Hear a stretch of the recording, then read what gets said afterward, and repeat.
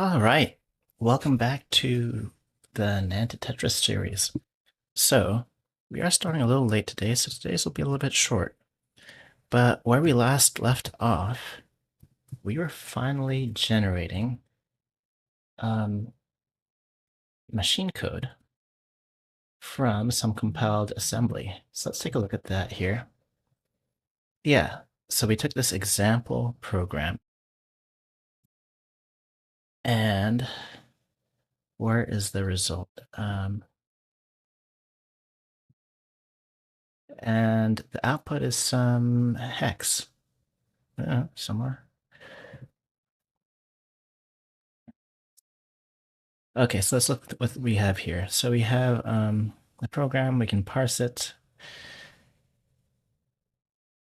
into a list of lines, which can be comments or computations. And then we have the ability to make a symbol table, great. And then a transform version of the program. Now this removes this dereferences all of the symbols using that table. And does it also? Yeah, this still includes all of the labels and comments. But at some point, we ignore those here. When we do 2ML, we ignore those. And for each line that's an actual instruction, we get all of this compressed machine code. Now, this isn't very readable in this state, but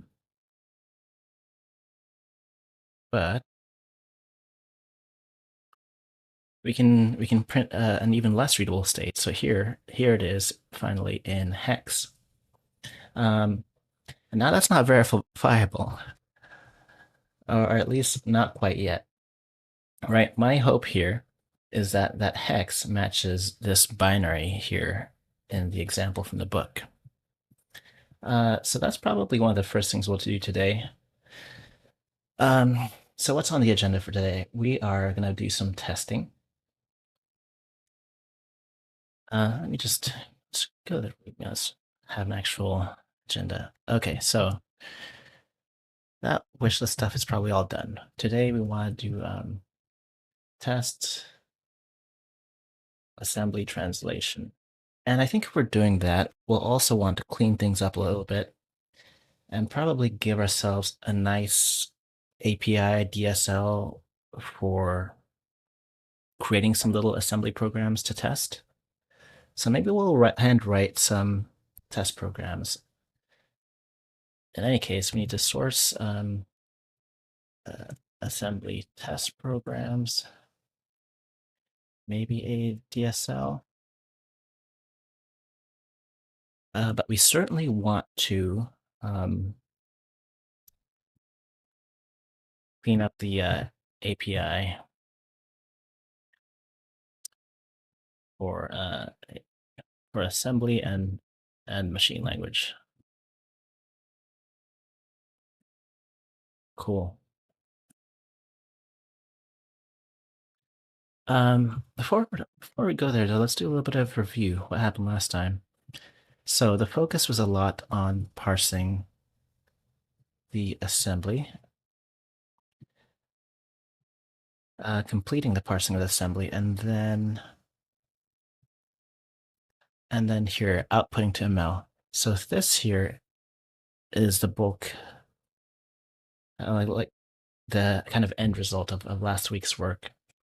I made myself a little nice DSL here for describing a machine language computation.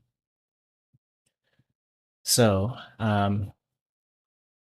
let's look at an example. Like say here, we're adding two registers. So this might be something like well, hold on. This is just a comp portion. So maybe we have a program like d equals d plus a, right? Then we're representing that this way because at the machine language layer, we have two inputs and we're just calling them x and y. And our little ALU has little flags that let you do different things with that. So like you can negate it or you can just zero it all out. So in this case, you're just using the add operation on the two inputs. But say here for or, well, yeah, for or we're doing this neg x, which this neg x just means, yeah, we're just negating x. We're negating both of the inputs and then negating them after we add those together, right?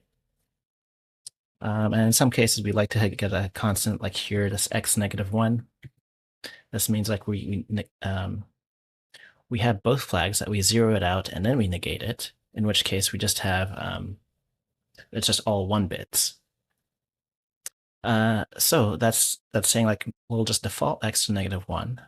It also, I mean, if you're thinking about and, you probably just want to think of that as a bunch of ones rather than -1. But it's the same idea. That gives me an idea actually. Synonym, all ones, like def x all ones is equal to that or something. So we'll leave that as a to do, just to like when we feel like going over and brushing things up, making a nice slow pass over it. I do want to be a little bit slow today and take my time cleaning things up because we've been kind of sloppy as we've been going the first 3 sessions. Mm. All right. So that was an important bit. We also have, we also create the destination portion of the machine code, these 3D bits, and then a jump portion. And then I suppose there's another step because we are turning that to hex at the end of all of this. So let's look at an ML program and look at our 2 hex. This is as much for me as it is for you because it has been a week since the last time I looked at this. All right. So these are the pre-bits on a C instruction, those first 3 ones. And then the dest bits are those 3D bits. I want to change these up actually. It's going to be, and just use binary. Actually, what was that? 4, 2, and 1.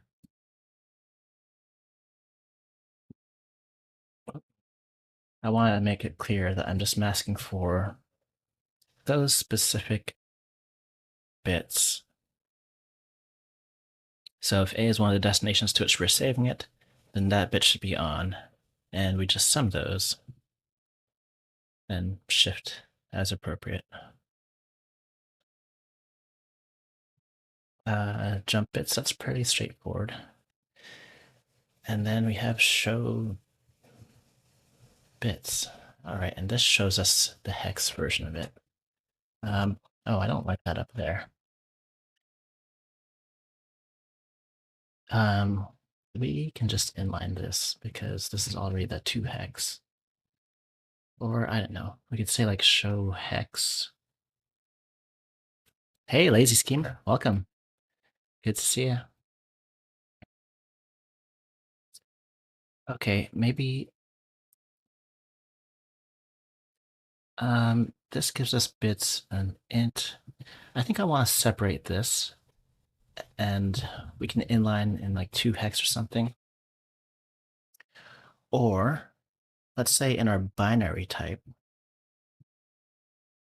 we can have helpers in our binary type.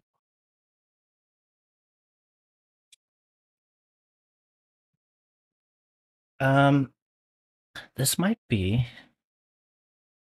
we're gonna add 2 do's. Not gonna jump right into the weeds quite yet. So use opaque type with hex binary formatting and validation. and like I guess 15-bit validation. Well, I mean, I suppose it's always going to be 16.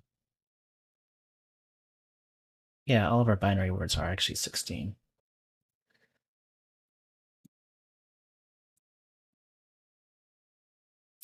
Hmm. And I need 15-bit validation for constants. Okay. I think we might have that somewhere else here. But the point is that this is the last part of our pipeline.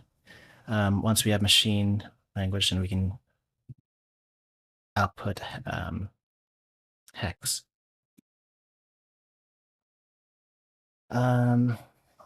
Yeah.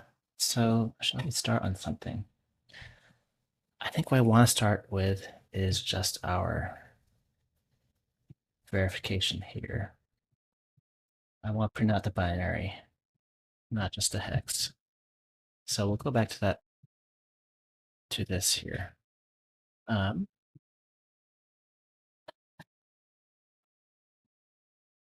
so we take an instruction, and I suppose we convert back to binary. I suppose we can call it let's call it 2int for now. Well, I mean, it is our 16-bit. It is our short. And I don't want to use actual shorts here. Let's call it 2int. And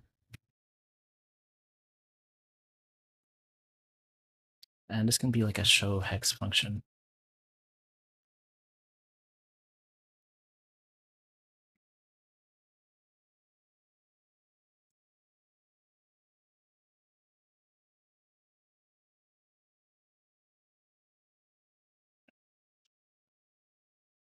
And then this can just be, we'll just call it 2 bits, I suppose.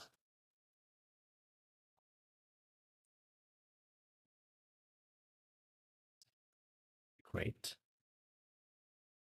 And then now when we do def2 hex, we get 2 bits it, and then show hex. I suppose we don't need this show hex function. That's the only place it was used. Def2 binary, and same kind of thing. Okay. Great. And this case here, we have, oh, I suppose we just pass along that end.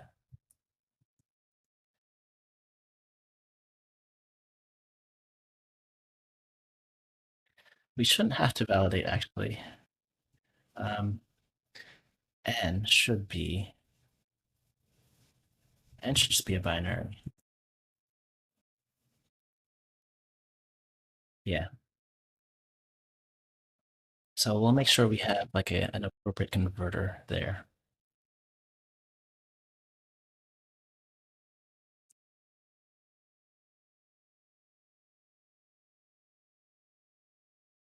Um, so this 2 bits, I suppose, gives us an int, and then 2 hex and 2 binary give us a string. So let's go back to our output.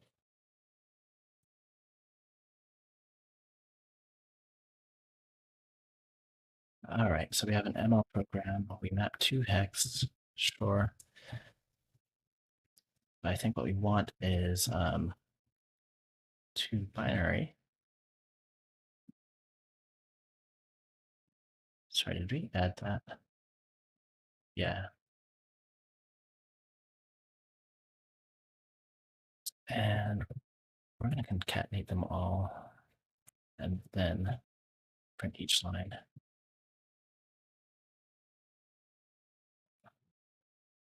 Oh, that's not good. Let's do the kind of same thing here.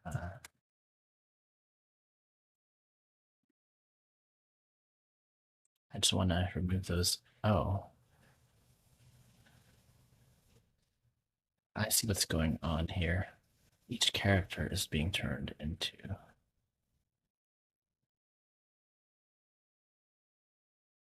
And programs a list of instructions. And we turn each instruction to hex.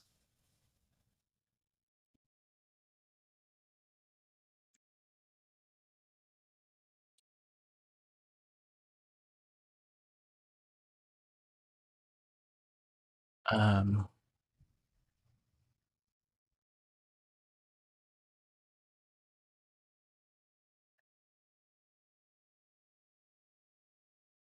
yeah, that should be like a list of lines. Give me a sec here. I want to debug this a little bit. So program dot size. So like this is asking how many lines there are. Writes those instructions. So there are 22 instructions, right? Um, and here we have 19 instructions, but I think we added extra when we were doing this. So yeah, that stopped at this d equals m. And we added 2 more instructions because it made sense to do that to complete the program.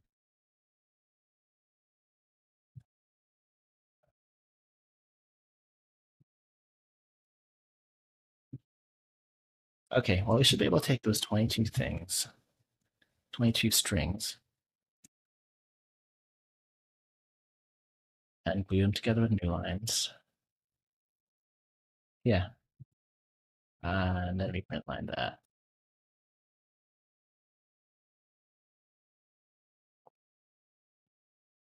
I don't think that was worth it.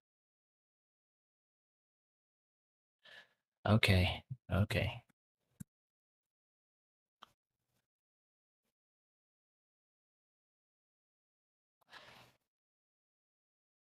Um, this here is a 2 binary. That 2 binary is definitely wrong.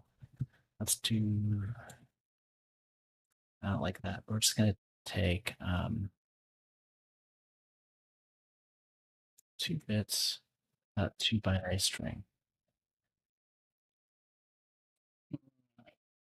And I'm just going to take write 16. And then pad, sure. Yeah, padding makes sense.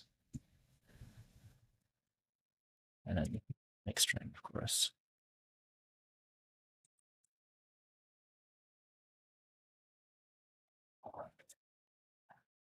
Okay, this looks a little bit different.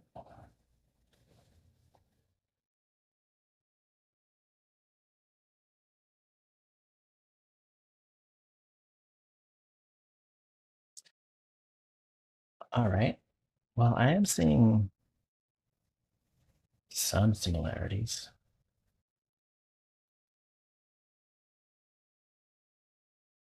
Hmm.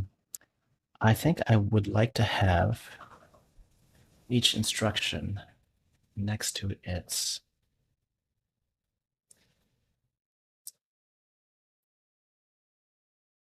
output. So let's do this. So for each program, I'm just gonna take a line and then line up to binary. Um, and then for each print line.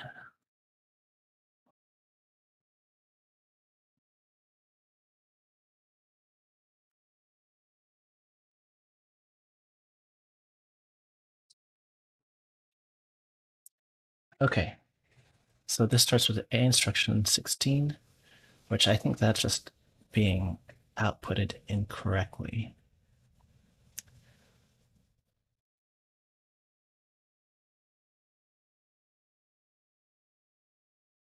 Yeah, so we'll look at our A instructions. I think A instructions in general seems like we're padding it to the right.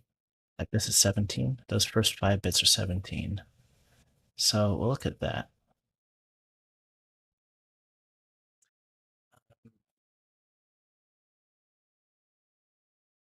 And it would be nice if this comp was showing the field names, like NX, NY, etc.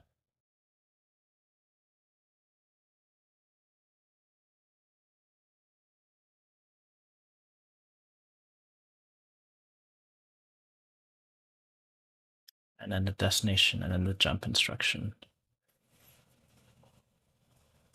But that's fine for now. I can work with it. So let's look at our instruction n, and we just get the n int. Um, take right 16. So that's not quite right to just turn it to a binary string and take the right, because we do need to do some padding. So let's try to do a format string then.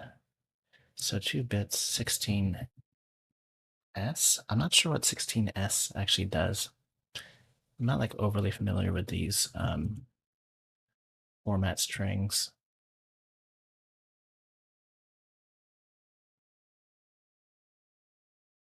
So we'll test it and play around a little.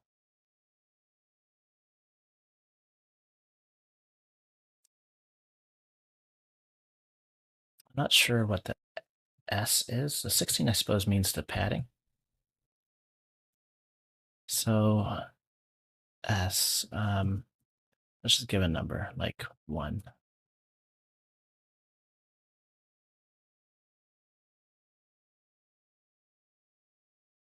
Oh, 16, I guess, spaces. Um, right, so I think we want to turn it to binary string first. Well, this X, what did that X do? 0 for X, negative 16s. Oh, thank you. I think that's not necessarily what I want either, because what I want, so let's say 16.2 binary string. What I want is that on the right-hand side. So, I mean, I suppose we could two binary string and then pad left, dot pad.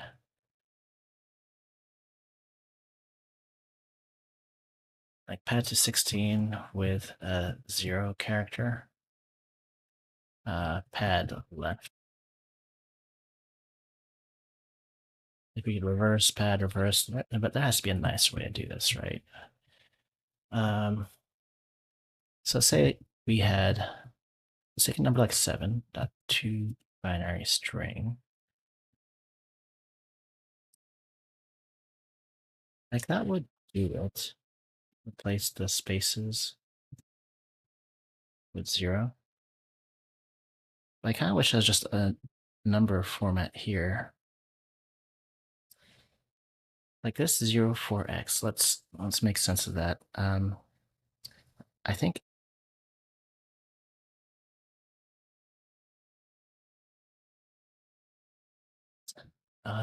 hex format string. I think this 4 just means how many spaces there are, how much we're padding to. So let's take 7, for example. So like 0, 8x. Or, 15. That should show up as an F. Right. That doesn't work. Cool. I don't know what the 0 means. Oh, the 0 is what we're padding it with.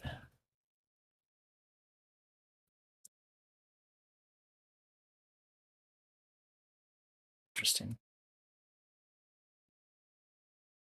Oh, right.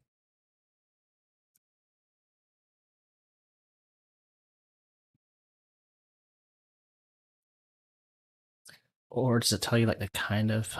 I don't know what that is. Is there like maybe a B? No. Anyway, we found something that works.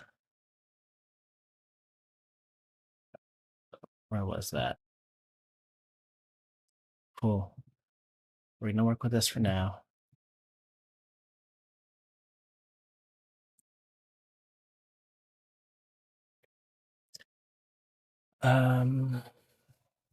Yeah.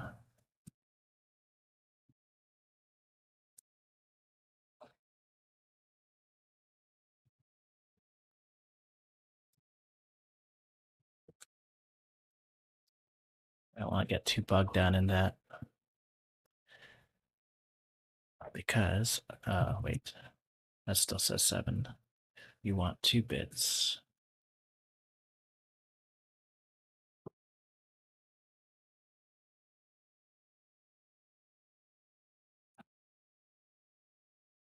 Okay. And now does this look like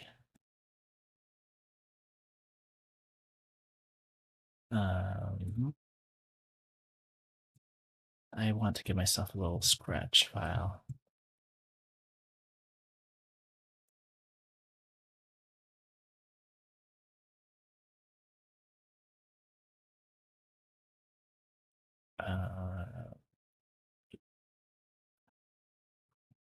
So we'll copy the worksheet output, paste this in a scratch file. Okay, let's compare. We'll just compare this visually, kind of convince ourselves. So the instructions are working. Here, 10101000.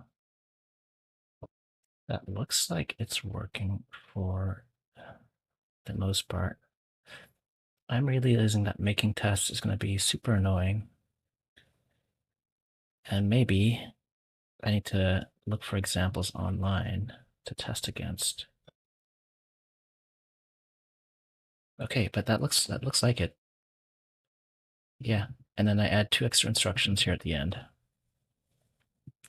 Cool. I am happy with that. So our code from last time does at least this much.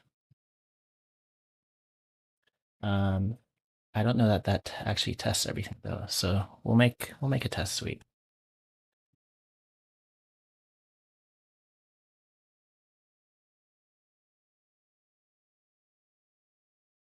Oh, you know what? I also want to see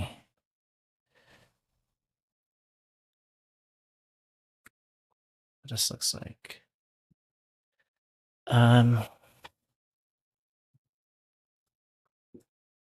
Oh geez.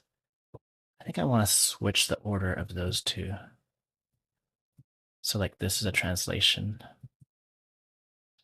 And maybe I'll give myself a nicer print line for the comp. So let's go there. Well, first we switch the order of the line. I'm going to switch to music. That's distracting. Okay, so first we'll show the model or the binary, and then we'll show the model.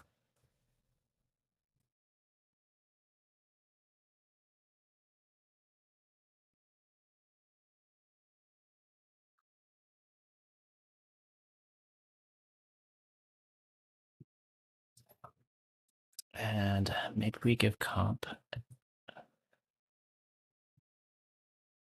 a nice 2 string.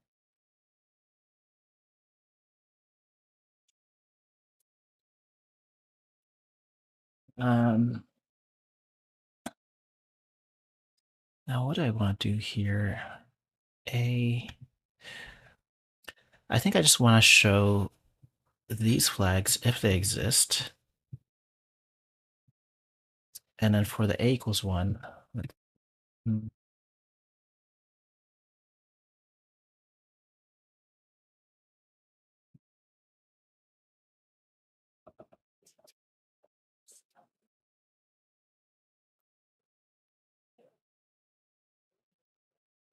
yeah, I can just say whether a is equal to 0 or 1. And then f equals add or and. And then whether or not no is there.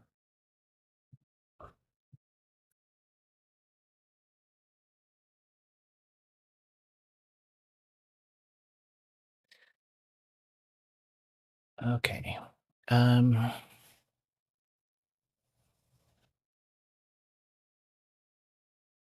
Interesting. Interesting autocomplete. It's not quite the idea I wanted. So let's take list of just the flags nx, ny, zy, and no.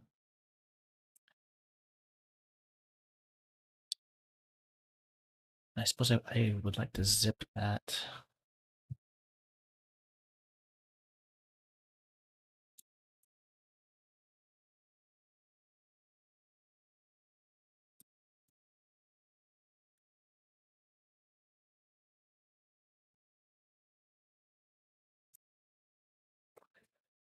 Okay, and yep, this is exactly what I had in mind. So we'll show the name if it's true.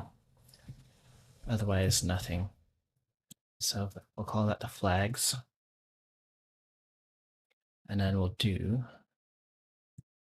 comp. Let's do like an a equals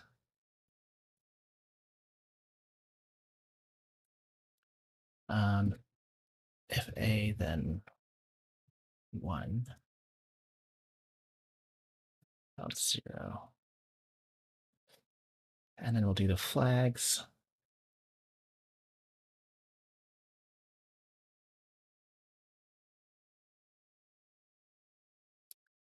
I think we want to take the flags actually and do more stuff with it. So let's do like dot make string.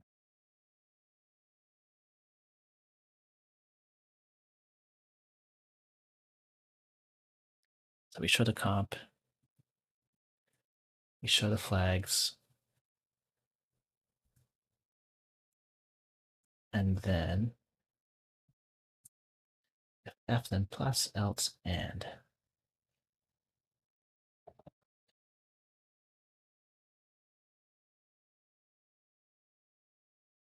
Okay, that's one way to do it.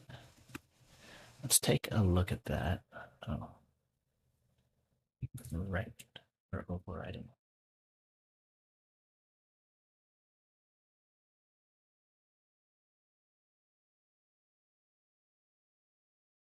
And here, how's that look? Comp. Oh, right, we want to filter out the empty stuff.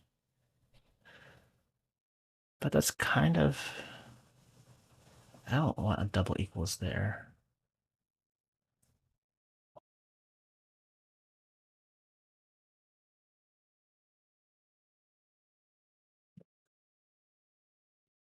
Actually, I've had a different idea here because I think what I want to do. Oh, where did this DAM come from? Those are some of my flag names. I don't think that's quite right. I think I just want to represent that as like the binary operation that's happening so we can reconstruct it. So, what if we did just negate or not? So val, let's take an x. So,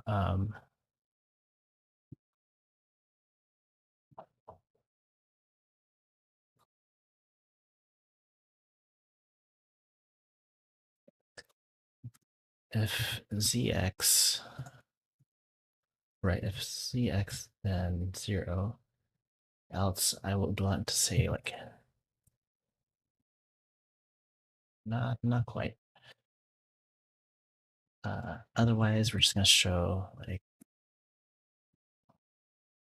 x, and then we potentially negate.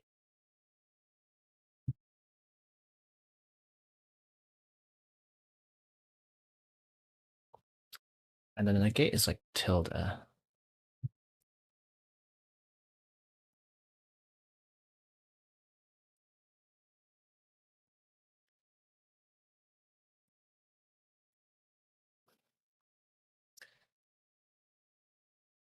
I suppose I could take the -1 case and just straight up make it -1. I actually think it's more explicit if we have tilde0. That makes it more obvious that it's just a bunch of ones.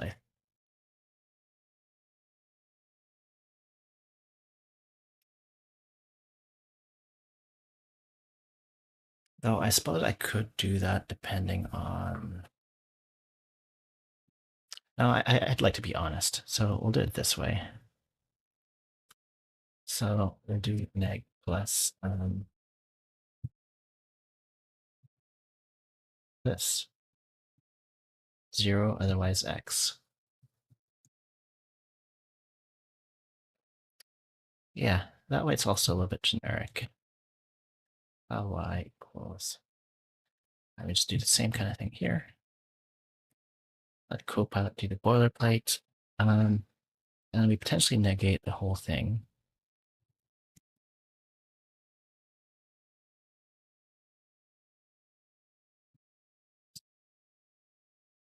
So val neg equals if and o tilde else that, and we're going to do neg plus.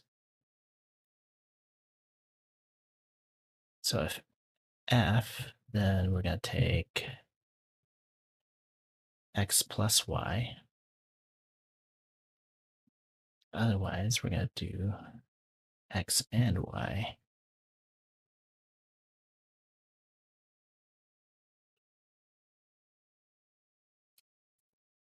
Actually, I don't like it that way because we'll need parens. So let's do it this way instead. If this whole thing will just be if no, then tilde that.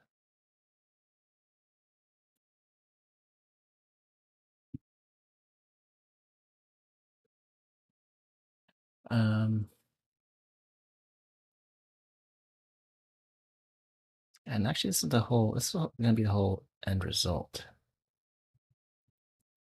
So let's put this up separate. So here's the binop.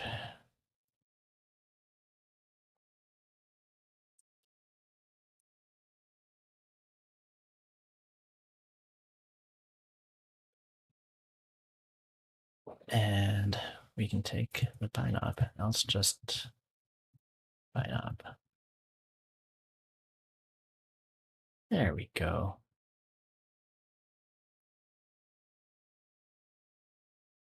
Almost.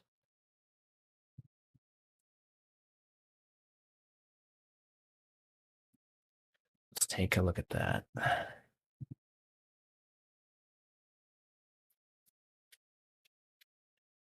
Okay. So this one, we are negating -1 plus -1, -2, which is just 1. So this is a fancy way to say 1, right? What line generated that? Yeah, we were doing this m equals 1, right?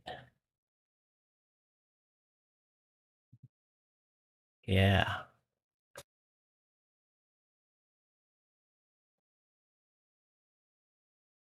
Okay, I want to remove that space. And then here's the destination. I think I might want to print the destination.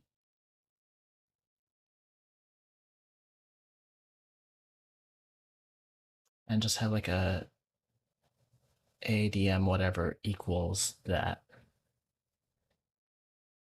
And then we can do the colon, then jump.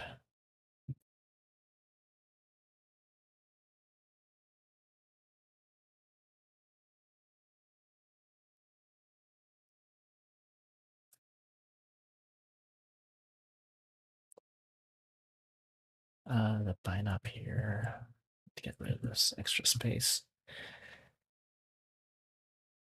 I think we can move that space too. No, we won't.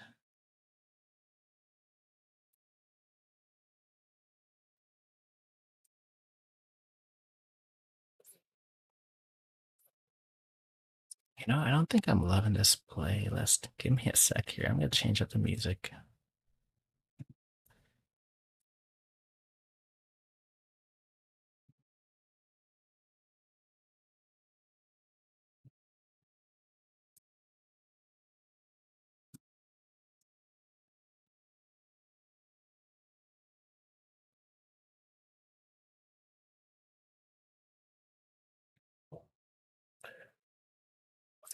Okay, so we also want to print the destination nicely. So we have a nice way to print the comp.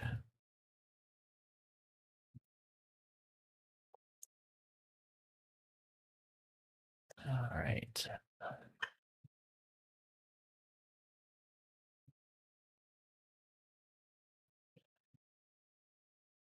Or a def2 string. Interesting. Um, Filter out the non-empty, and we just make string. We don't even need to filter out the non-empty, to be honest.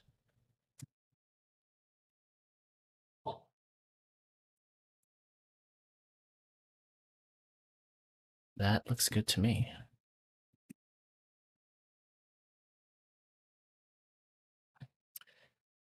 Okay, and then now the C instruction.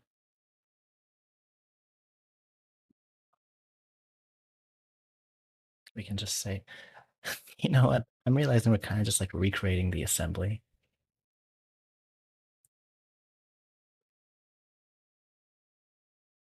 Um, but it's useful. It's still useful, I promise. So when we're doing a C instruction, override def2 string. Okay, destination is optional, right? I don't want to take the dest2 string though. I want to be a little bit more semantic than that. So if dest is not equal to, oh,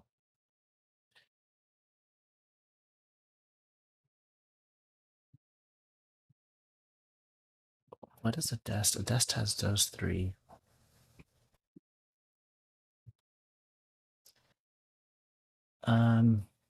I suppose we could have like an is empty, is null.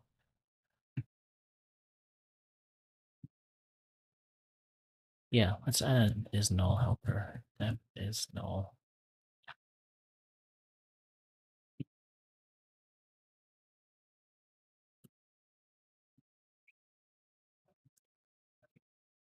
Okay, so we can do an option dot when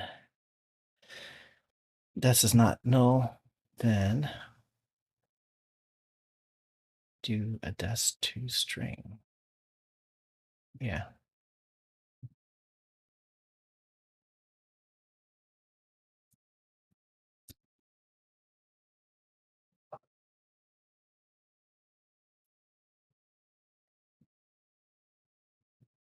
Uh, Actually, that's not going to be where we use that. So we're going to use that when making the whole string. So if test dot is null, then we'll have like comp and then jump. Comp semicolon jump.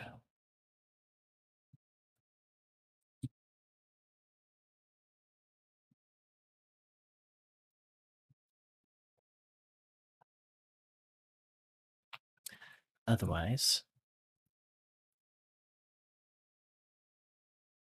oh, it does also matter if jump is null.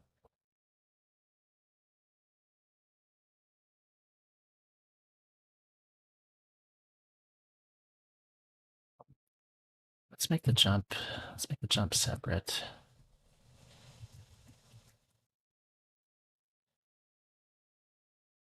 Okay, if jump is not null, then semicolon jump. Otherwise, space. Yeah. And then here we add the jump string. Cool.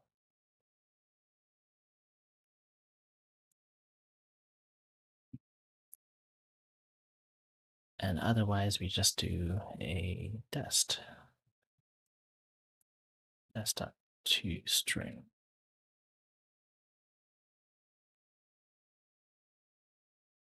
Cop and jump string.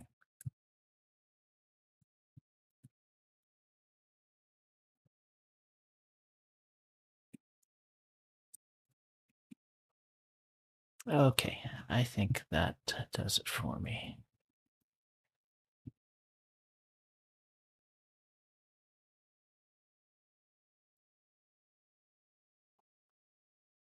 Okay, if there's a destination, we add the equals. Cool, cool.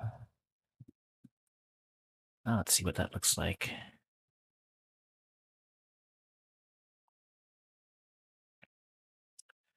So here we have m equals this whole thing, which is 1. No jump instruction. Cool. Here we have, oh, what's with those? We are not dereferencing that properly. Got a little bug in here. Where's the toString?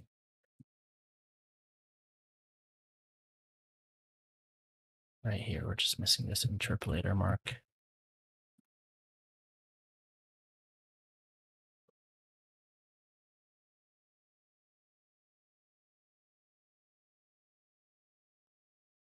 Okay. Yeah. Here we just mask with y. D equals a bunch of ones masked with y. Okay. I think I like that. I think that makes it more legible. And you can kind of see what the binary is doing.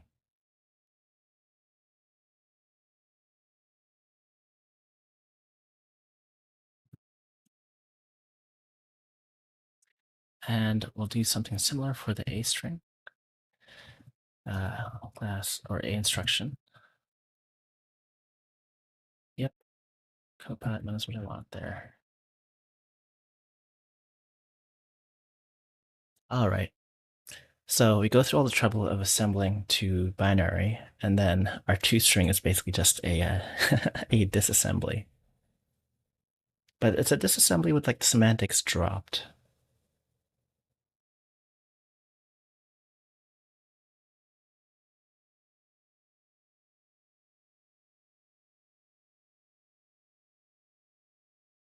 All right. So now when we deref, I think we can also get rid of, right? Like this is still a list of lines, but at that point it can just be a list of instructions because we don't need the comments anymore, and we don't need the labels either. So I think I'm gonna make that inst.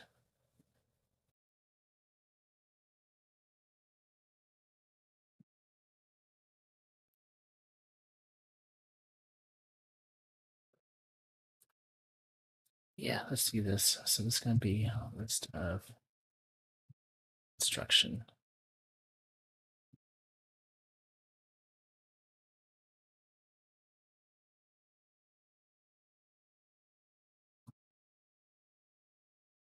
So we just deref all the A instructions. If it's a C instruction,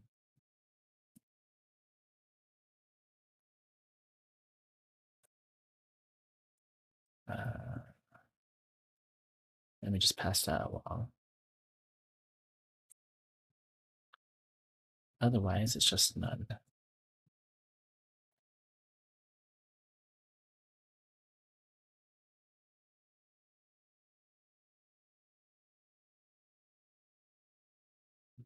Yeah.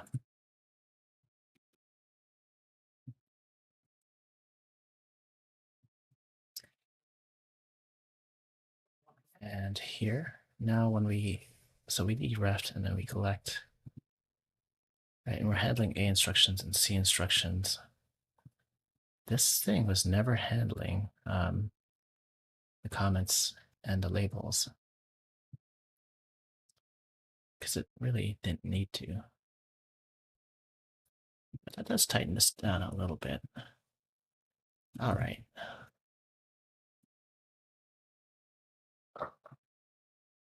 So now we had this transformed is, oh, I don't think we're compiling. Give me a sec here.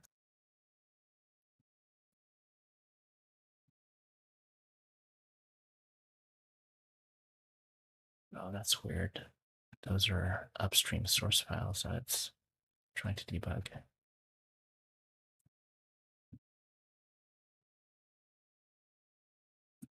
I think that's fine, right? Okay, so when we deref, we do get a list of instructions. So transformed here should be a list of instructions. Yeah.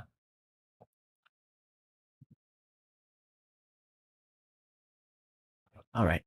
So now when we compile to ML, we can see more state of our compiler. So we can see the original assembly as well.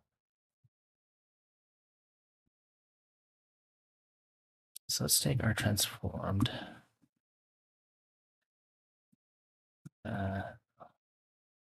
So we have an assembly instruction. And then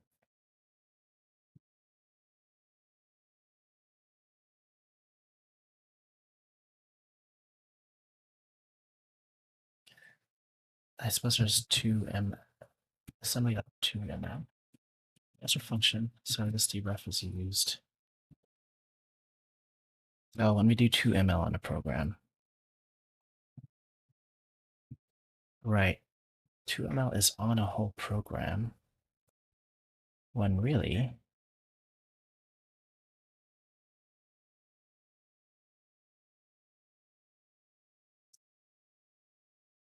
we should just be able to do that on a single instruction.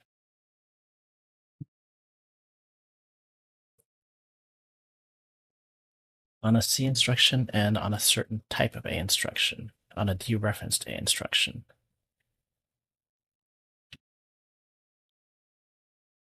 So I think we want to do, let's make a note of that.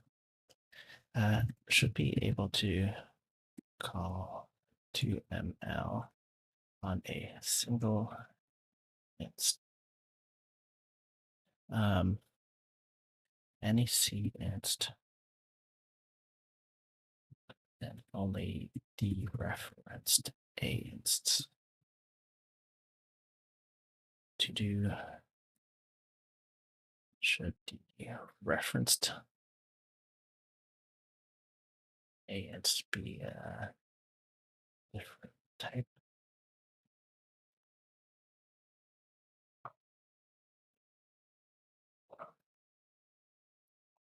Okay, well, that can happen later.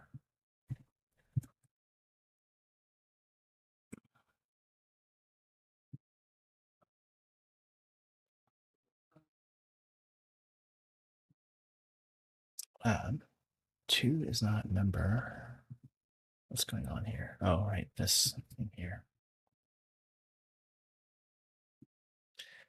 So we can take the transformed program and we can zip it with the ML program.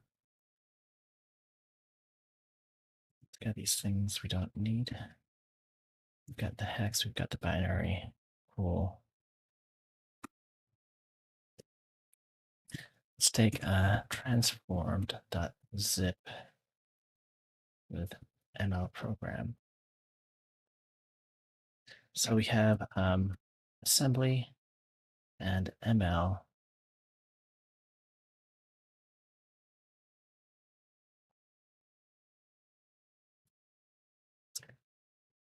Right. So this line, wait, this line is like an ML instruction.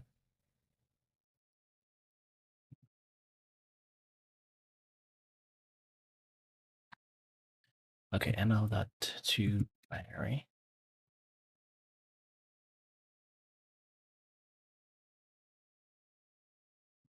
We'll show the binary, and then we'll show the ML explanation.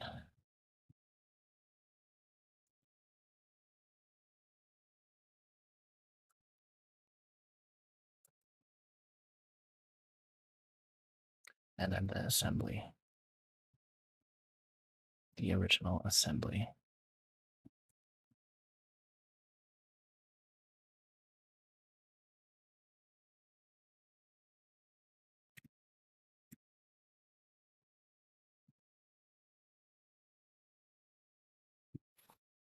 Okay.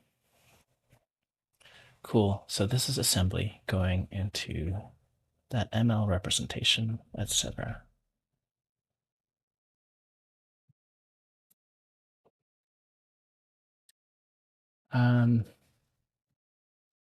That feels useful for when we're debugging this. Let's give ourselves an actual test suite, though. I'm just going to leave this on screen for the moment, and I'll be back after a little break.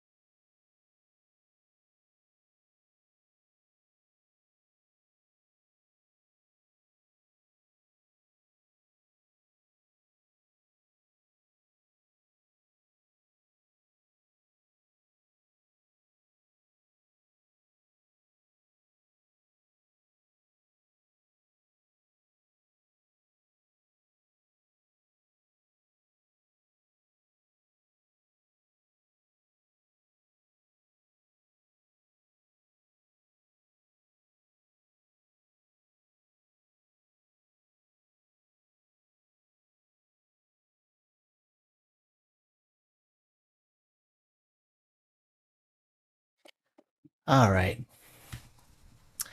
So it's time to look for some tests. I think as we start testing, we can find the edge cases in our API and make things nicer to work with. So let's look at the book. I'm gonna look off screen. I don't know the extent of fair use allowed here. And what does it say about testing? Because I know at some point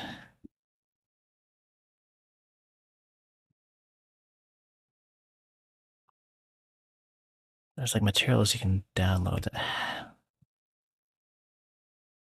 has examples.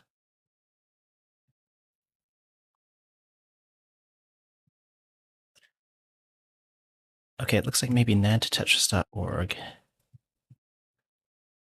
has examples.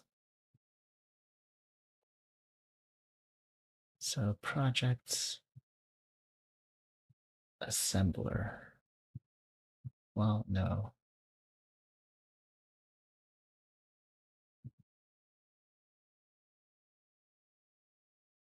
Online IDE. Demos. This website hasn't really been updated in the last decade, as far as I can tell.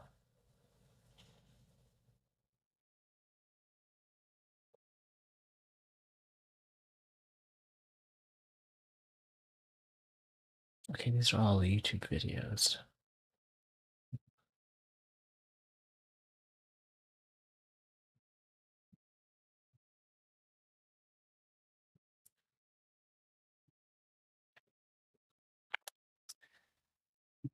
All right, let me get the physical book here.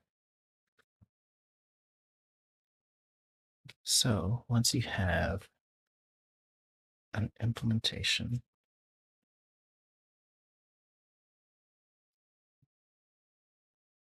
symbol table, resources,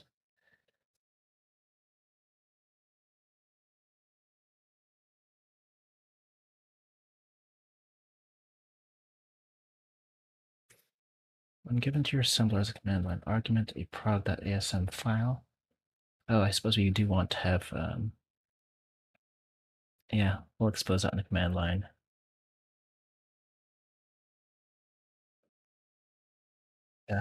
Yeah, so maybe we make a main method, but also that's not really how we're going to interact with it when we're testing it, so maybe I'll save that for later.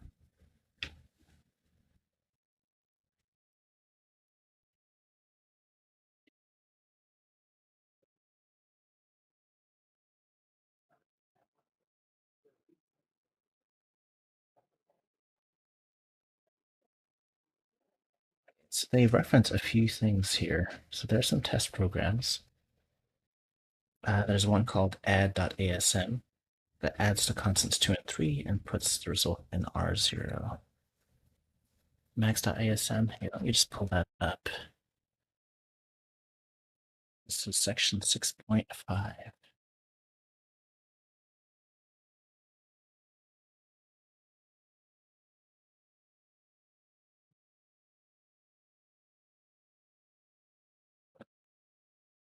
All right, where do I get these files?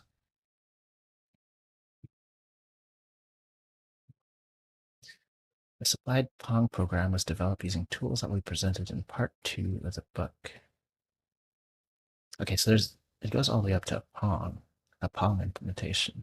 That's cool.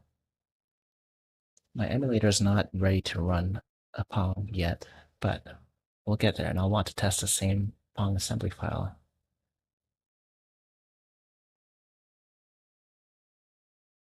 Although a high-level Pong.jack program is 300 lines of code, the executable Pong is 20,000 lines of binary code. Oh, geez. Okay, well, I mean, that will test it. Most of which is the Jack operating system. Okay, fair. So that's not something we're gonna be able to manually read. But add and max and rect, maybe those can be things that we manually read and verify. Um, Running this interactive program in a supplied CPU emulator is a slow affair, so don't expect a high-powered Pong game. Well, I'm going to be supplying my own emulator, and I don't know, we'll see what kind of performance optimizations I can do. The slowness is a virtue since it enables tracking the graphical behavior of the program. Okay. Um, anyway, testing. Let prog be an assembly hack program. There are essentially two ways you can test whether your assembler translates prog.asm correctly. I can load the hack file into the supplied CPU emulator and execute it. The second is to compare the code generated by your assembler to the code generated by the supplied assembler. Okay. The second way is, I anticipate like that could be a little bit flaky, um, because different binary can technically do the same thing. Right? They're like, there are some ambiguities where like we do have leeway in how we generate the binary code. And eventually, if I end up extending on this, adding macros or extra instructions or whatever, then that's going to start failing. If your assembler is working correctly, it follows that it must be identical. Sure. Uh, where are these? Where are these programs? Where are these resources?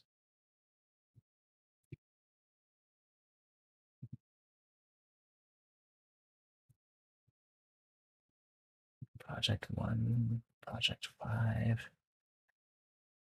That's not quite it. Bitmap editor, Java compiler, VM, and assembler. Oh, okay.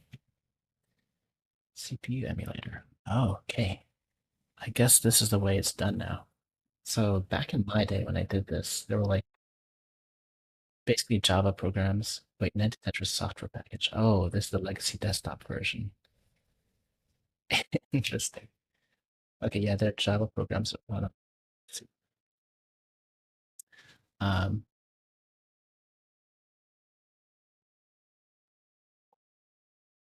okay, if I want to pull this out, maybe this is something I will do off stream in prep for next time. I just want a test program. Maybe it's here. Maybe it's here, but also maybe there are test programs in here. So the hardware simulator, interesting. The CPU emulator.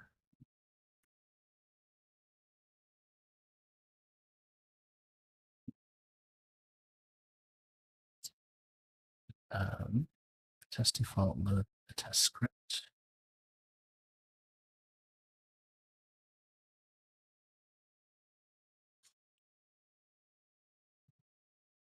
Assembler. So source. Let's take this example that we were working with here. Um, oh, that's a little bit annoying.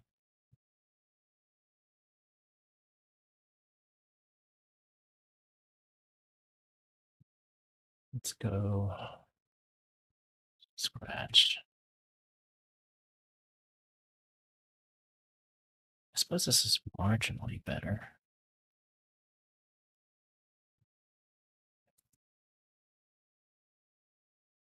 You have to remove those leading comments.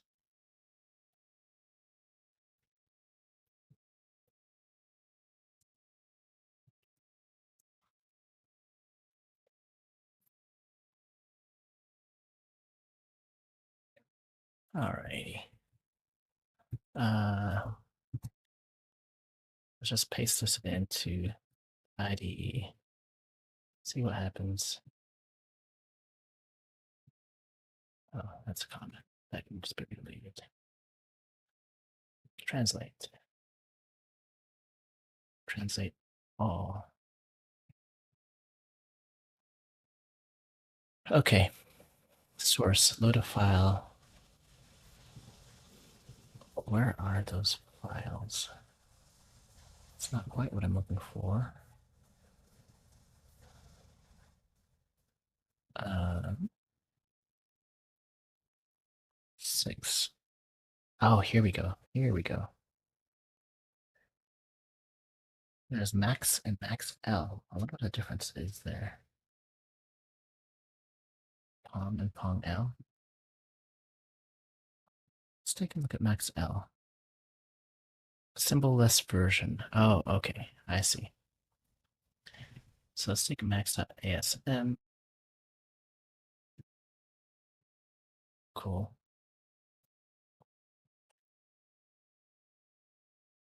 So we can test this.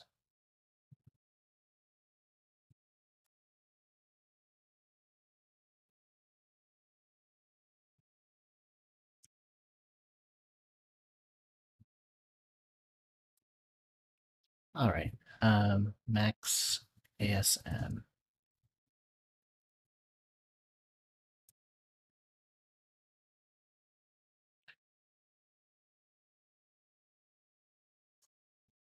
And I suppose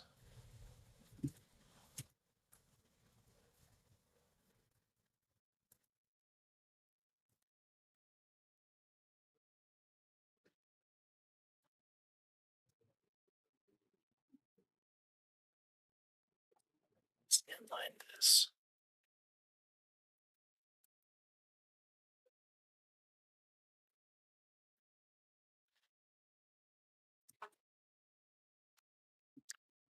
Okay.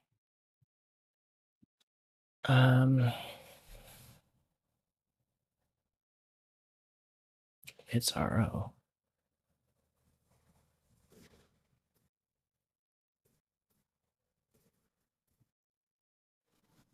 Well, it's a label name, whatever. Oops.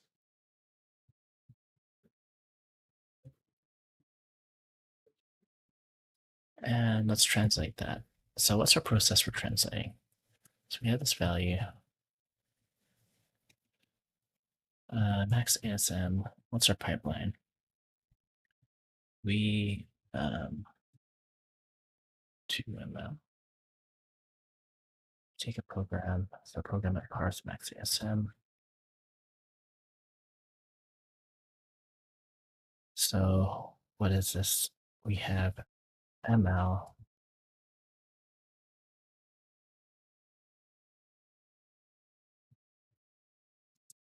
Want to do political stuff and coding online, but combining both identities will result in something bad. And something bad, why is that?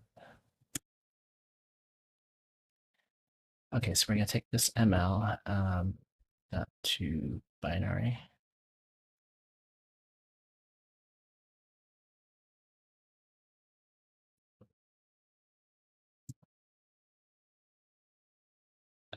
Just print that. So ml of the to binary, and then also just the ml itself. It's RO. Symbol isn't a label or a variable.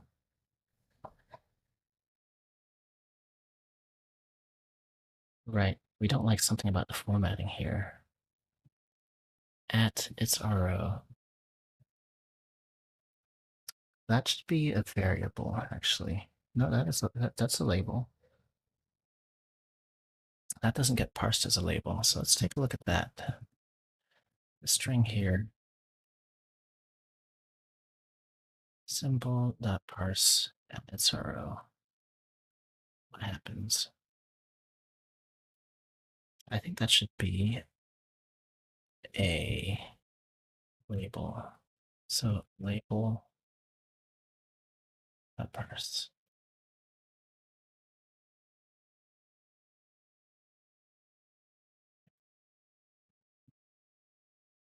Oh.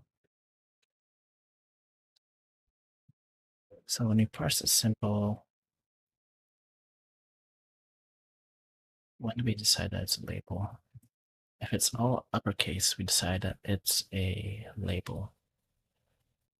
If it's all lower. Okay, but there can be underscores.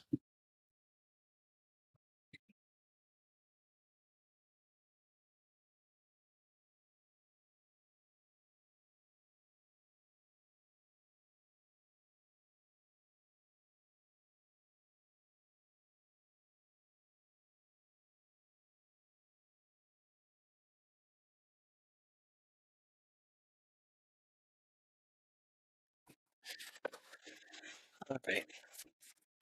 If it's a label, it can be uppercase. I guess for everything that is, it's uppercase or it's not a character. Uh, well, that's not quite true. That's not quite true.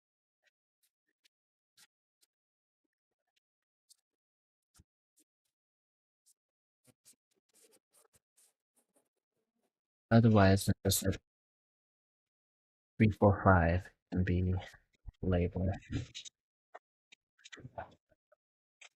And I suppose it was a flaw. Because like technically by the spec, you can have lowercase in labels, and how you decide that something is a label is basically just by finding. So you can't by finding that's used as a label.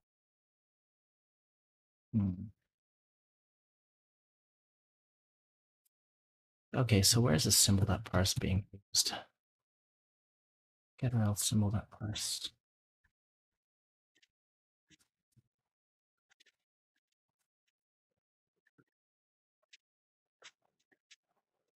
Okay, so like when we do an at, whether we parse this as a label or a variable totally depends on context. We're not going to depend on upper or lower case.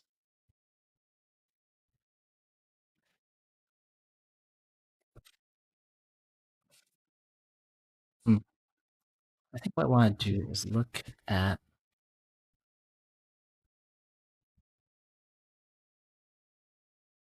the spec for symbol.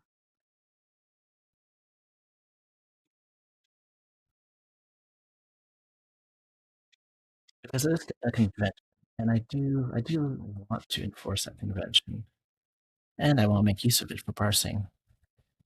It'll make my life easier not to have that be contextual. So let's find symbols. There's a symbol definition in the spec. Okay, symbols.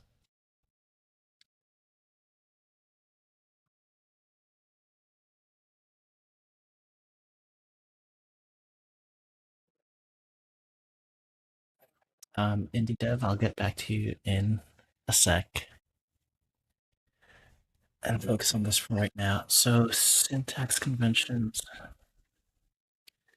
A symbol can be any sequence of letters, digits, underscore, dollar, colon.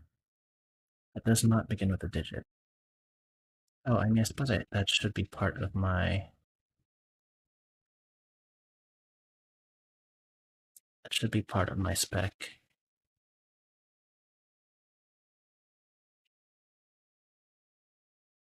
And I suppose then I could require that a symbol has at least one letter.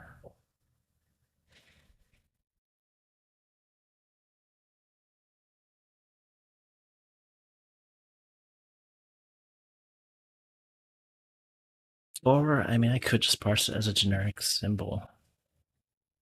Are we using the fact that it is a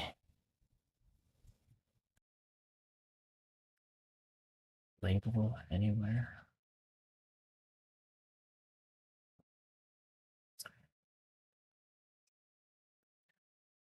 Let's see. When we do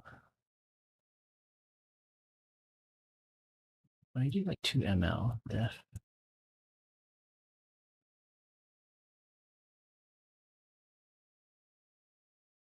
when we do 2ml, we do require that it's no longer a symbol. So I guess we only care about that one when we're dereferencing. So in this case, if it's a symbol, we just look in the symbol table for said symbol.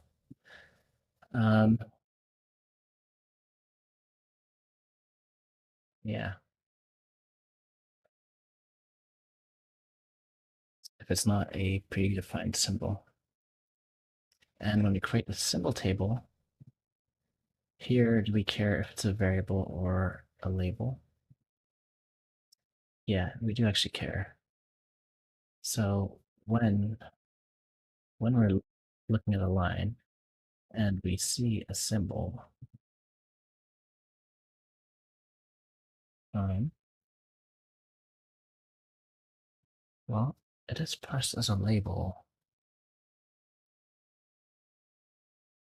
It's already parsed as a label at that point.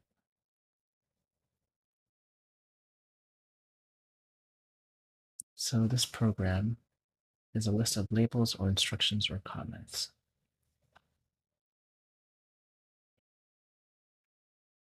I guess a label could just refer to a symbol. And then an A instruction here is going to refer to a variable, or can an A instruction refer to a label?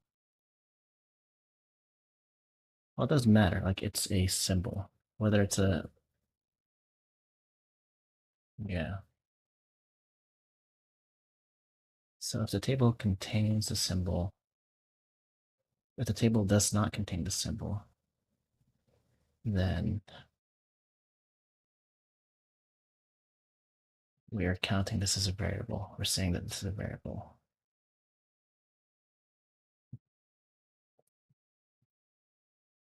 Right. It doesn't matter what symbol this is.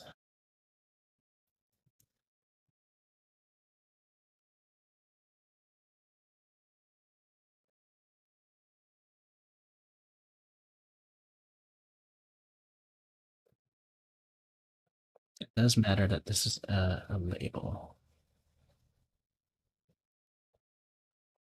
And this is just the process of building the symbol table. So if the symbol table doesn't contain that, then we assume it's a variable. Well, I mean, that sucks for a forward reference, actually. I think in the example we happen to use, there is never a forward reference. No, actually, there is. There is. There's this at stop line. That makes me want to check in our test. When we make this symbol table, oh, let's comment this out because it's currently not working. All right, when we make this symbol table, let's see where stop points.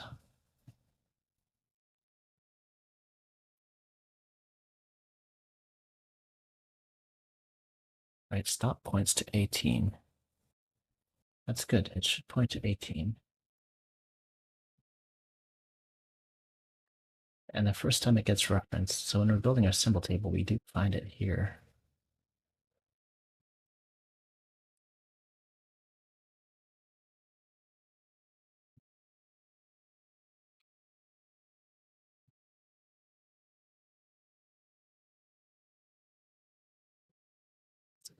So we associate the symbol, which is the label. So I think what I want to change this is that we take the label. A label uses a symbol. A label is not a type of symbol. Right? Label symbols, the pseudo instruction XXX defines the symbol XXX. A label symbol can be defined once and used anywhere in an assembly program, even before the line in which it's defined. Okay, I mean, it's like we could find all the labels first. And I think what actually happened here is suppose we use a label before, then we are actually counting it as a variable. Right. So in this case, mm,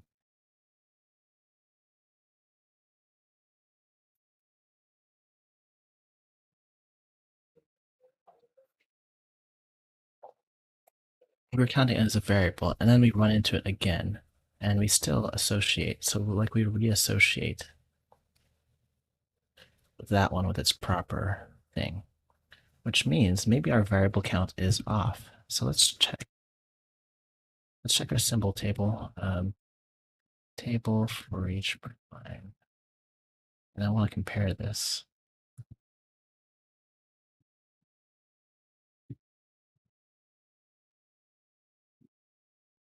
So I goes to 16, sum goes to 17, stop refers to 18, but that's line 18. So I and sum, yeah, I think what happens here, I get 16, sum gets 17, stop does get assigned to the next value, which is going to be 18, and then it gets reassigned to the line 18.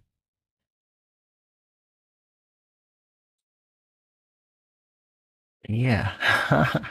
So I think coincidentally, this program doesn't catch this bug. I think we just want to find all the labels separately. Sparkly dark matter, how's it going? Um, well, it's going all right over here. We have a translation that matches, so I was able to test that, and I gave myself a little bit of a better print line. So like this is a machine code, like just the binary, and this is like a representation of my well, this is like a two string of like my ML machine code representation. Why am I calling it MM actually? Like a machine language representation. And then here's like the assembly line that generates that. Um, and right now, I found a source of test programs, and I'm just gonna plug all those in here and make sure those work properly. Howling, hey, it's been ages. Good to see you. You changed your name a little bit. How you been, man?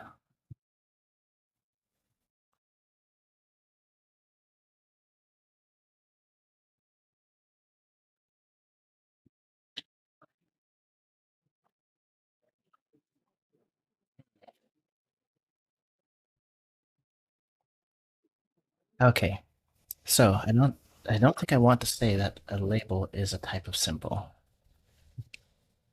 Do I? Like it says predefined symbols, it says label symbols. A label symbol can be defined once and used anywhere.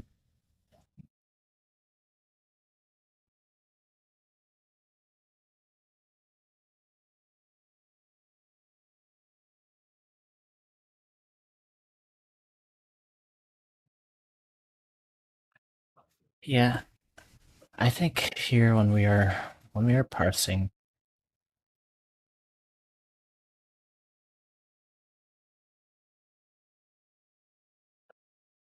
Oh wait, hold on. This is unused. Let me just delete this code here.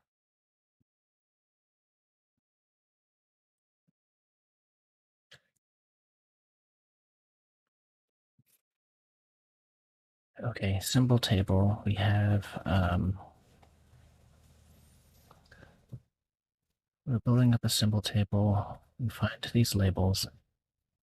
Okay, so when we're looking at an A instruction as referring to something, we can't assume that it's a variable. I suppose we can decide. We can count it as a new variable if it's not already in the symbol table. That's what we're doing. So I think the first thing we want to do is make sure that all of the labels are in the symbol table. So let's do that.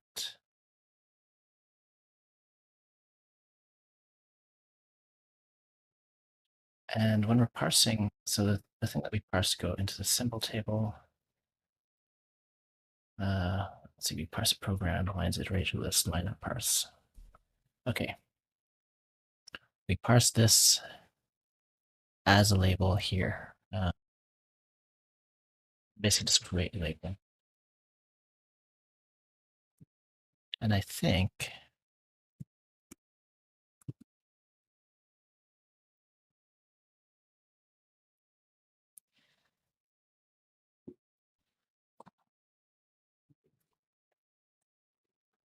let's see. Okay, when we're parsing a symbol specifically, so here we're just defining that. I think anything else we parse as a variable. So let me comment that out. Case name.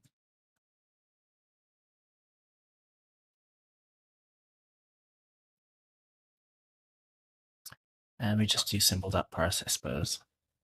Or not symbol.parse, just to make a variable.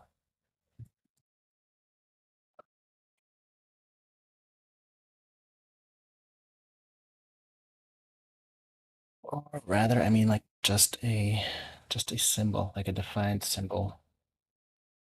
Like a not predefined symbol, right? All of these others are predefined. But we'll say it's a variable.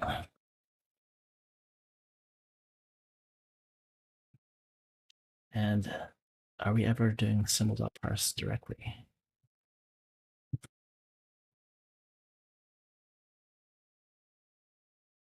When we are parsing an A instruction, it's still contextual. That's a problem here.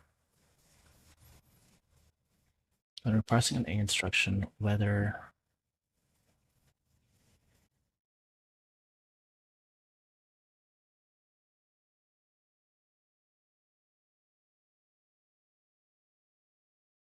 I mean, all that matters is that it's a constant or a symbol, right? So we're just not going to know when we parse an A instruction.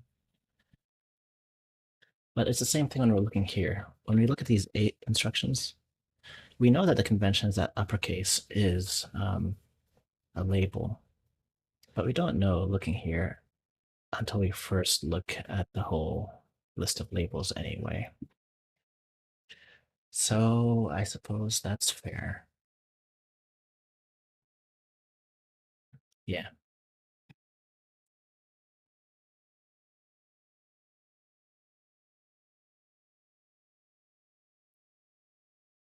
Okay, so case, I don't know, case class.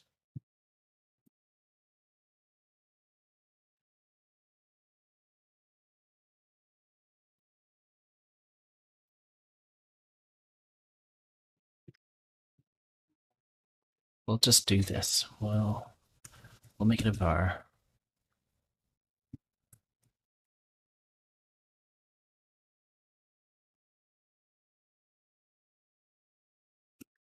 And that will at least make this program work.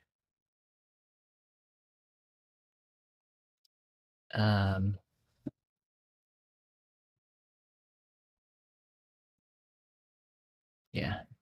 Anything else is just going to be pressed as a var. For now. Okay, so def symbol table. When we're creating the symbol table, first we have to find all the labels. So val labels equals. We want to take the program that collect all the labels. And then once we have that,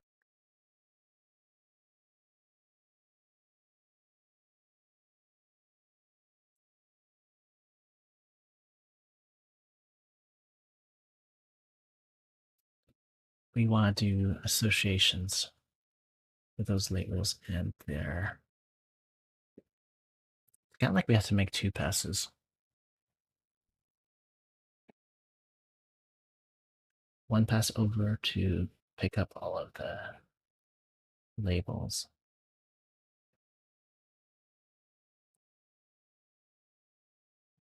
And every variable can be assigned a value the first time we ever see it.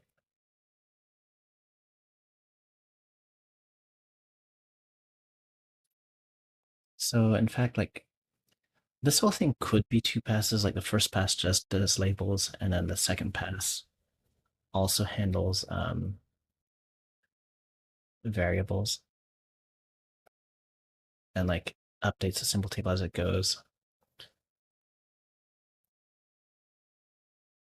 But I'll just use two passes for the construction of the label of the symbol table so that we have the label separate. Um,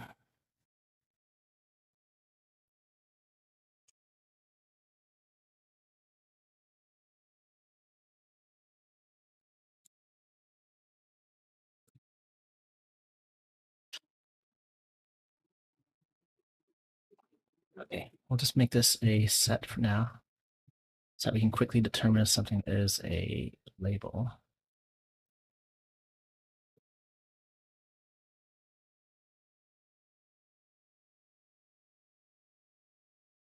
If a name is a label, rather.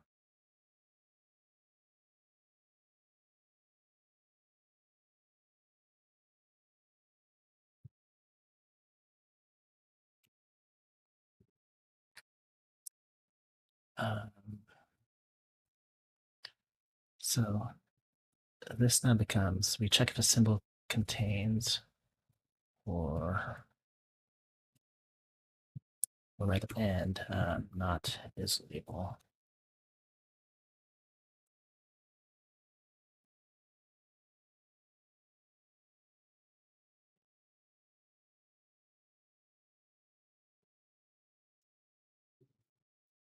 Or, I mean, I suppose what we could do is just map each of those.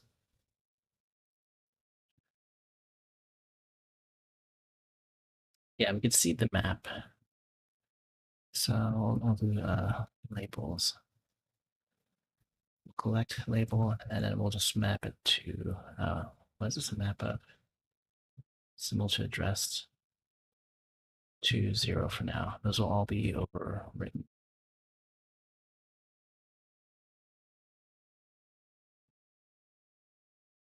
Okay, and we'll just do like labels.toMap.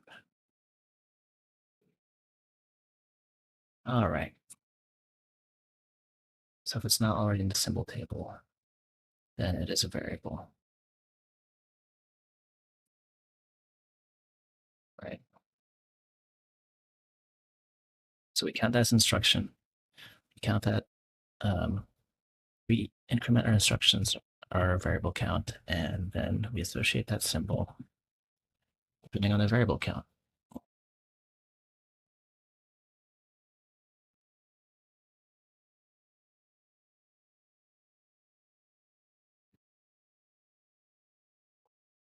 Okay. Let me test this, and then I better catch up on chat. I want to see what y'all are talking about.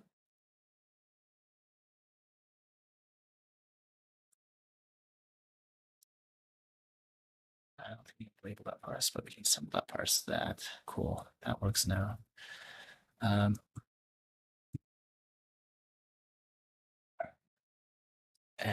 now we can parse this max.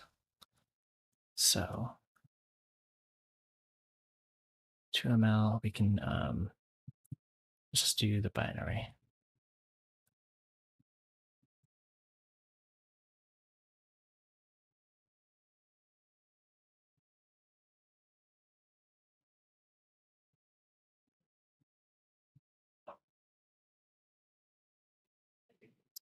Okay.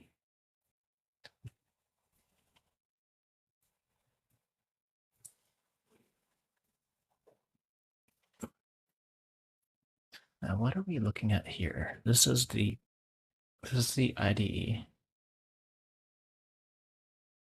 This is the resulting symbol table and resulting binary code from the Max.asm. And I don't know what this panel is. What is this panel?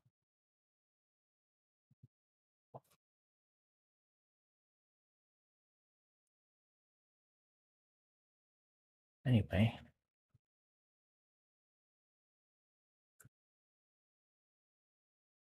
I guess we'll just do we'll just do a visual comparison for now.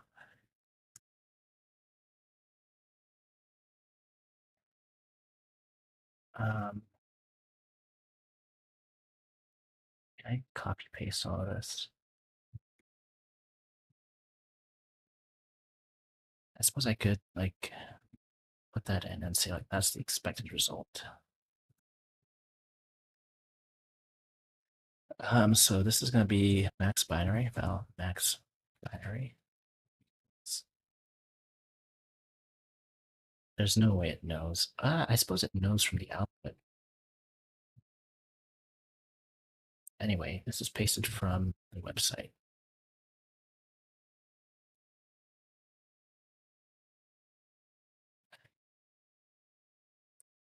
Oops. Okay. So we'll strip the margin there.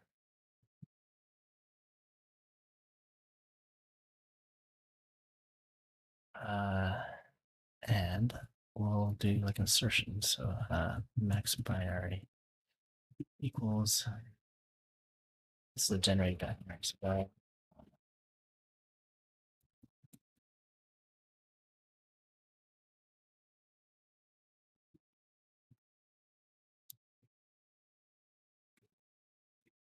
and do those match?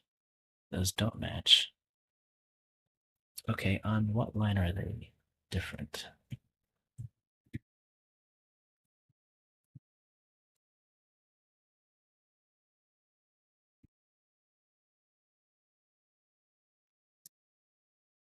Okay, so here's max binary.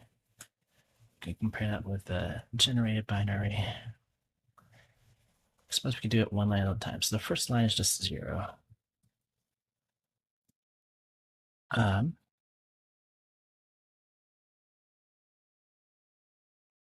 What is the difference? Okay, I think I can just multi-line this. If I multi-line all of these,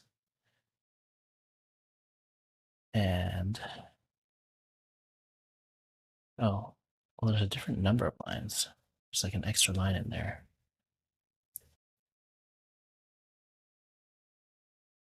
Okay.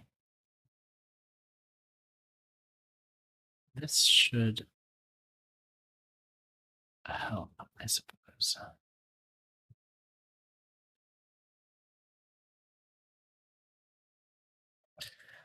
Okay, so far they are one-to-one. There's gonna be a place where I suppose one line is missing.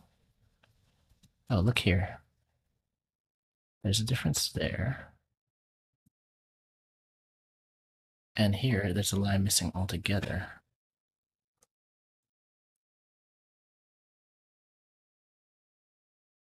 Um,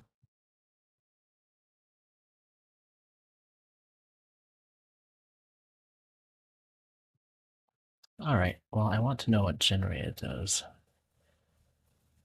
So our output binary,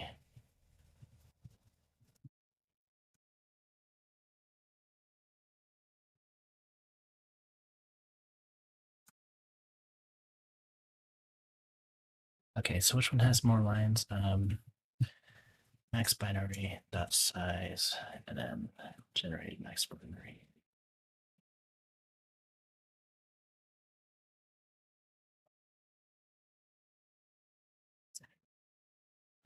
Dot get lines.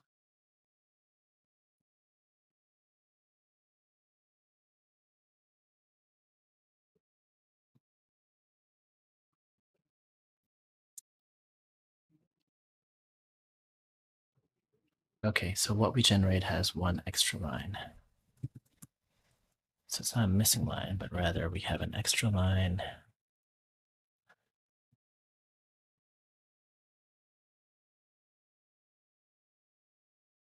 And I can't remember which was which. I think it's 1-0. Oh, we'll look for this.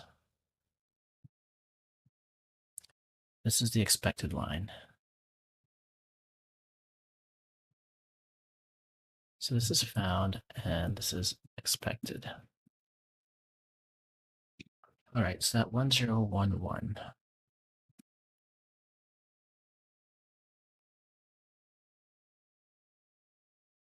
let's see what generated that 1011. So we're going to take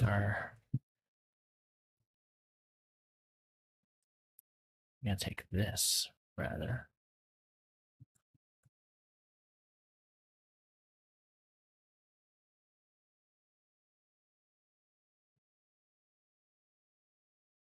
So that's at 19. Oh, so the symbol table is wrong.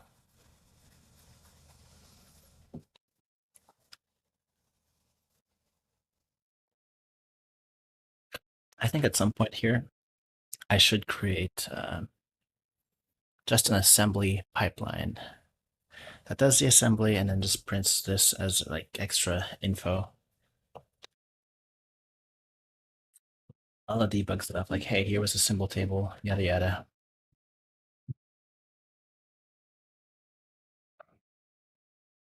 Okay, so we have at 19, and I suppose I was expecting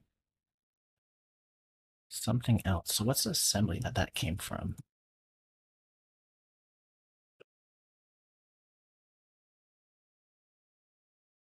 So there's a 2ML, also a val max program. Yeah, we'll do that. And then max ML program. Let's zip those together. So max program with zip with max ML program. So we have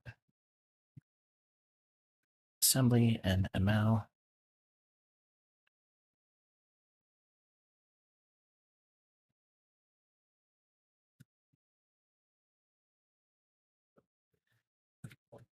And we'll show the binary coming from the ML model, which is ultimately coming from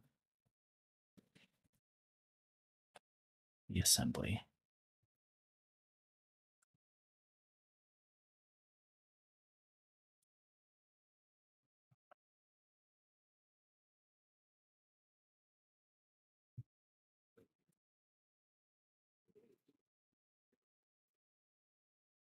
All right.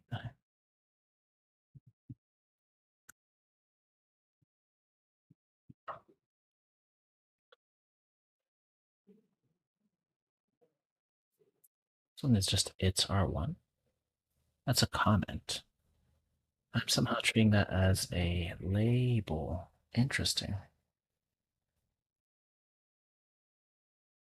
Right? Is that what's going on?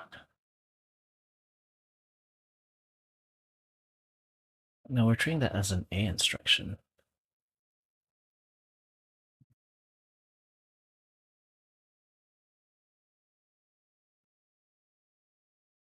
Oh, wait. The program. Hold on, we can't be zipping the program itself. That's just, so this program is lines, right? Uh, yeah, so we want dereferenced first.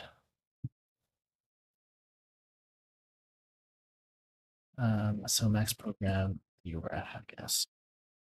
So val, there we go. That makes more sense.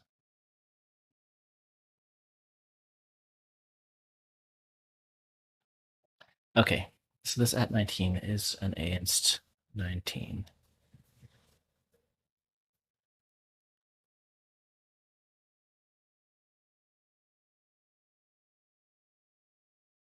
I'd kind of like to know the original line number of all of these.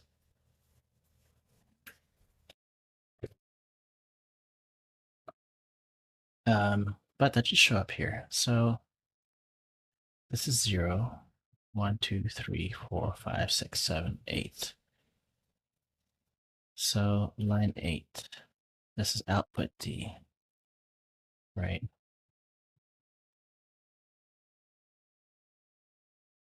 At output D. So we can get the original program line. Yeah, this is the kind of debug stuff I'd like to add in. Is be able, like, there should be another line here, and it should say something like output D. How did it know? How did it know? Okay. It knows because it's there in the source code. All right. And our symbol table has output D going to 11. 11 is a reserved. 11 is a specific line number.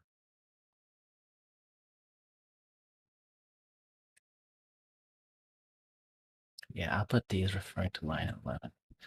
So when we're constructing that symbol table, we aren't getting the correct values there.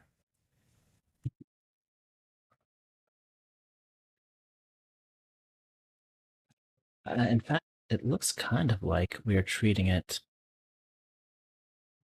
like a variable.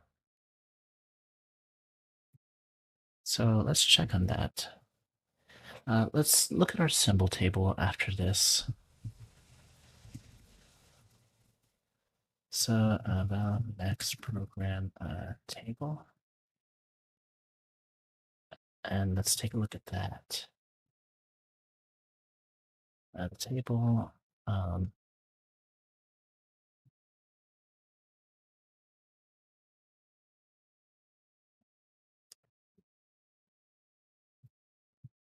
Okay. I'll switch sides here.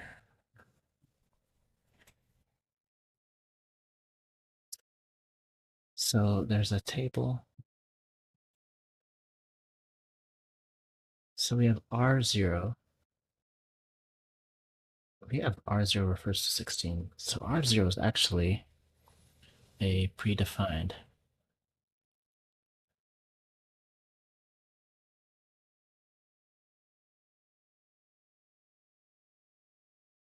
So the predefined is being inserted into, it's being treated as a variable. I see. That's not ideal. And then we have a label end, which refers to 14. We've gotten off by one because we have an extra instruction in there somewhere. And then variable end. Oh, variable end is going in there separately. Yeah, we need to be ignoring those explicitly.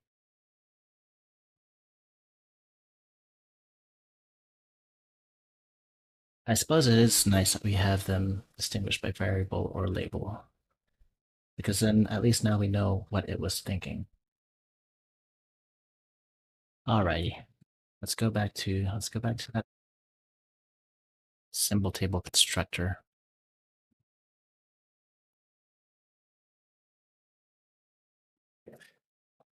All right, so first thing we do is we do collect all of the labels.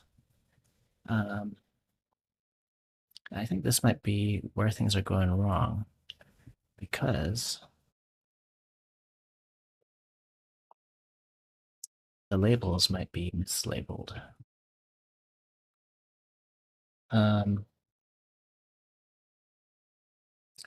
So we have like a program.parse.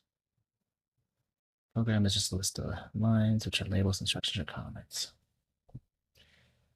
Okay, so it's a comment. If it has the parens, we treat it like a label. Those are the only things that should be treated as a label.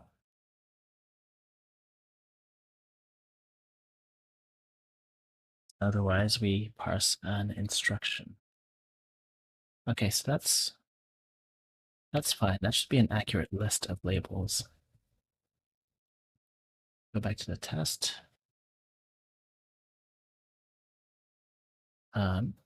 Where's our table here?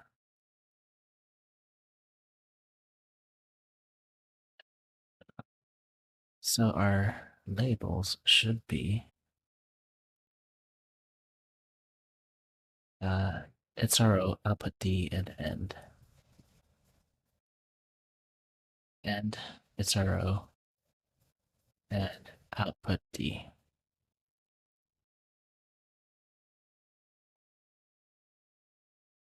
Okay. So far, so good. Now, given that we have the correct labels here, let's take our. So when you find a label, we do associate with its appropriate line count or line number. And then here, when we have an A instruction, we have an arbitrary symbol. And the symbol table contains a symbol. Yeah, that's not good enough. So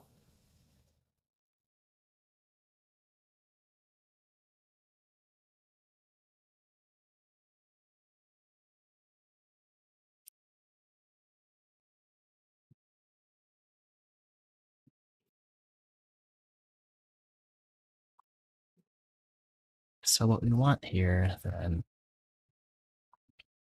let's move regards. If it's in the symbol table, that means it could be a label, but the symbol table, well, there's also like predefined labels or predefined symbols. So if it's a var, we'll just back to var. If whatever it was parsed as a var, then we do that.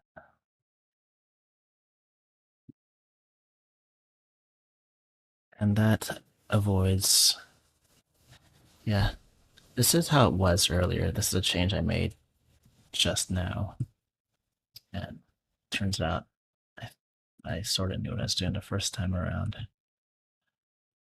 Okay, so that should fix that at least. So here's our program table. We have 3 labels, and it's RO and output D. And then and is still also being treated as a variable.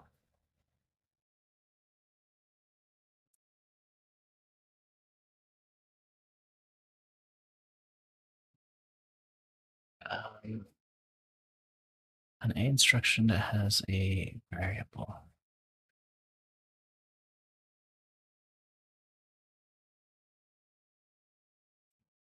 I think we just want to handle this more explicitly.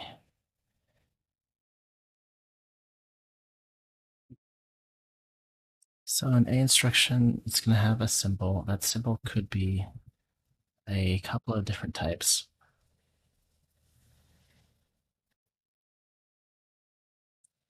I think this actually might even be type erased here.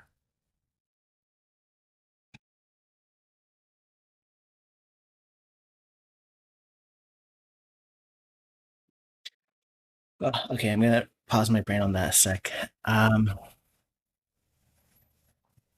catch up with chat.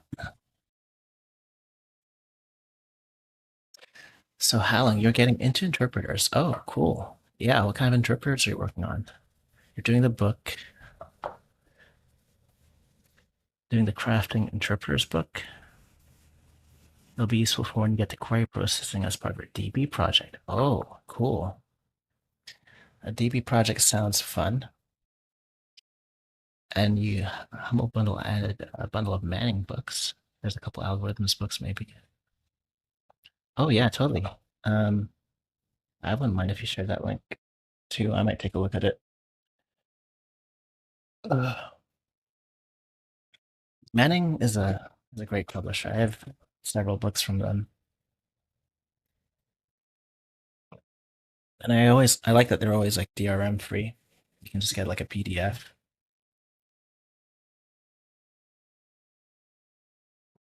Yeah.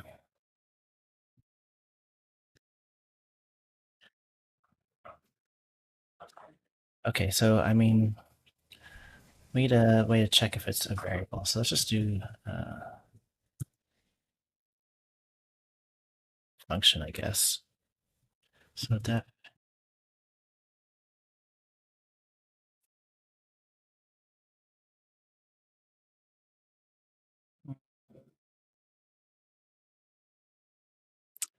that's not quite right.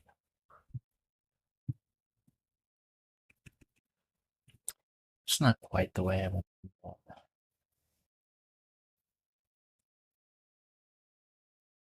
it. Like if this, so this is also catching predefined symbols. I suppose what I could do is just add the predefined symbols in to the symbol table.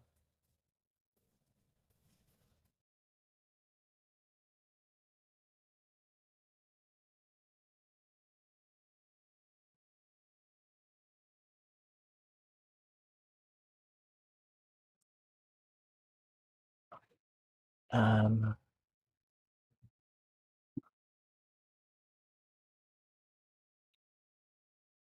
like I do still kind of want to separate label and variable out of here, just because we're partly parse we default to a variable.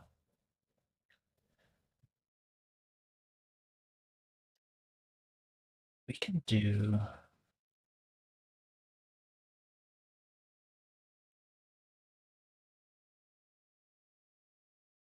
can do like an is predef, so that virtual registers and hard-coded symbols can be distinguished. Def is predef.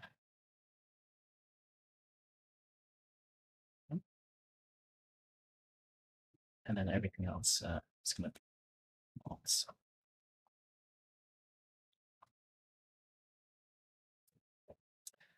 Okay, that should be good enough. So we're going to do like if not the sim dot is predef and not state a table that contains sim. Okay, then that means we're treating it as a variable. Let's look back at our test. So here's our symbol table. And is still showing up as a variable somehow.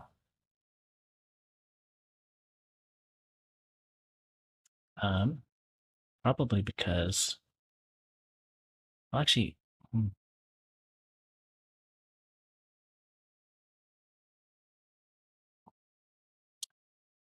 label end is fine. The variable end. Oh, right, because yeah, when we're checking if the symbol table contains it, we're what we're seeing is a right. So here's what happened. We changed our symbol parsing. It's because of this underscore. So because of this underscore, I kind of decided. Uh, 1 second here. I kind of decided that I would drop the convention that it's all uppercase means it's a label, or like stop enforcing that convention.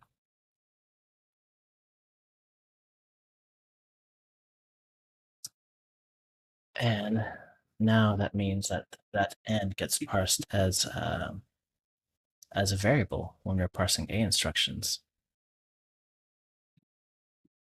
So a variable in this case just means like a generic symbol or like a defined user-defined symbol.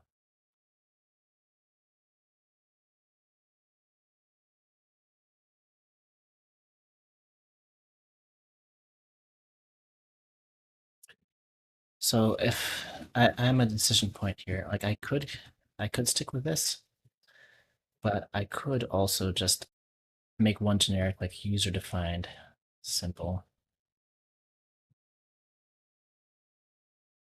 Um,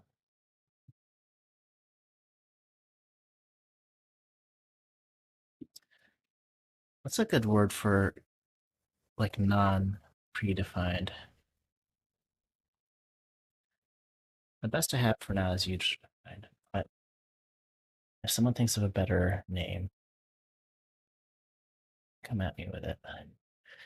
So we have then like seal trait, user symbol. Oh, user symbol, sure.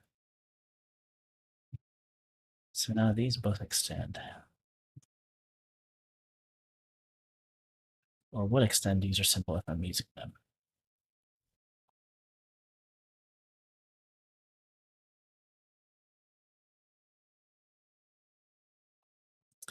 like the other option here, another thing I could do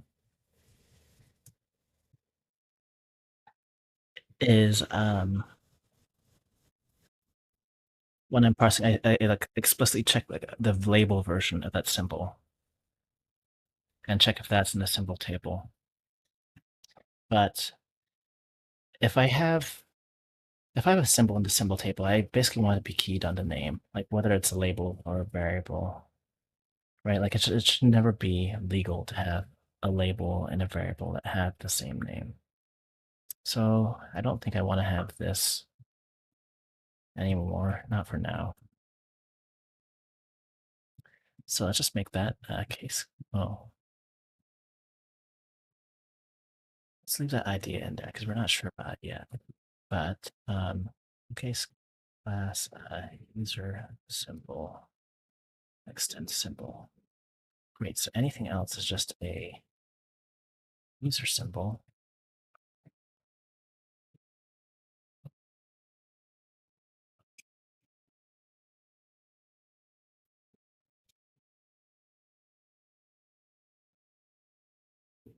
Um, great. Now where are we using the variables?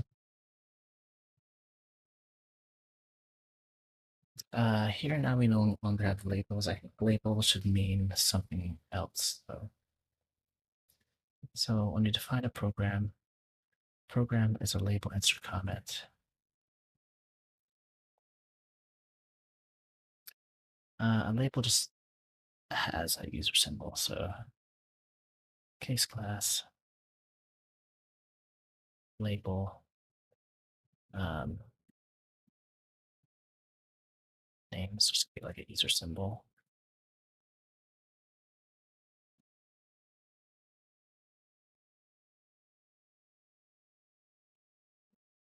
And we'll use that in there.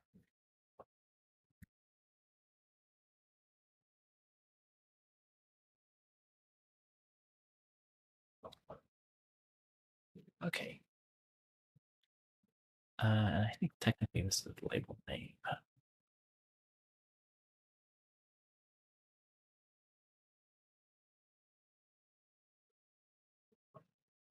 Yeah.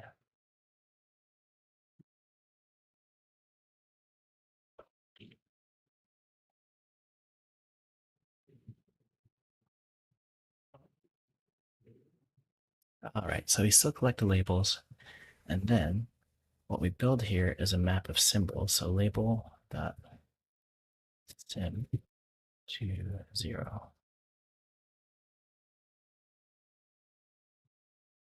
And now we have a symbol. And then now this table check will work properly.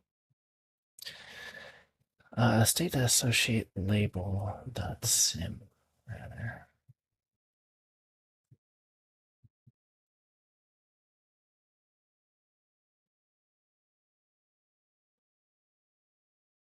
Let's do it this way. Label sim. And an A instruction case of a symbol.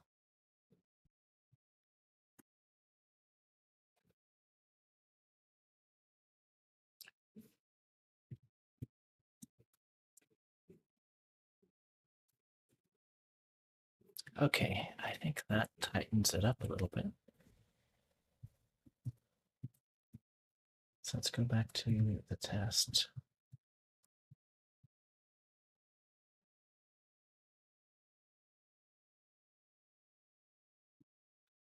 Now we only have the user symbols, or the labels, rather.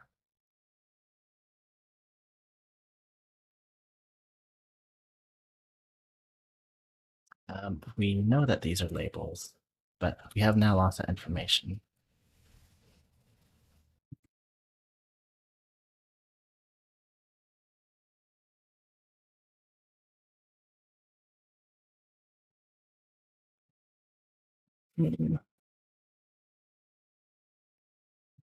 Okay, let's look back.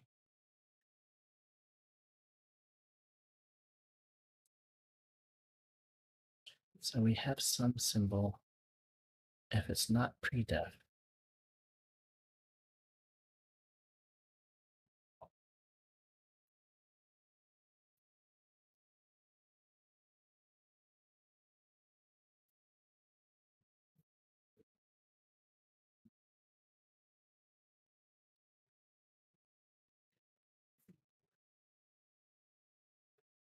I mean, I suppose what we could do, right, this shouldn't just be any arbitrary symbol.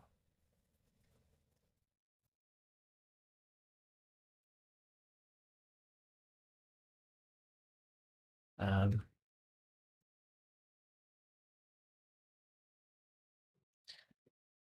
right, it's some user.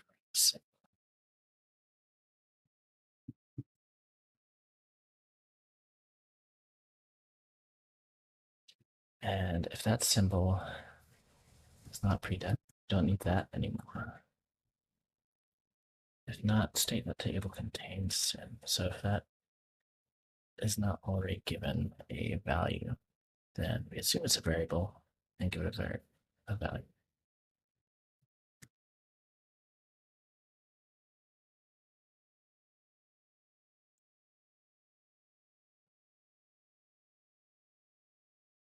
Okay.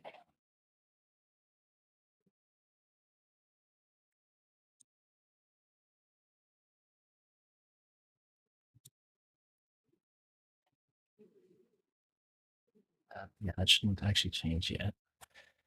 Um, and I'm guessing we broke our earlier program.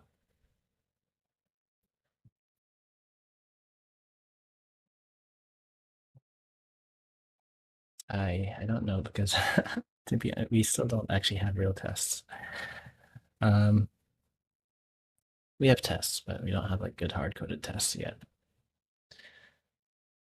I think I just need to like move these all to a nice test suite eventually.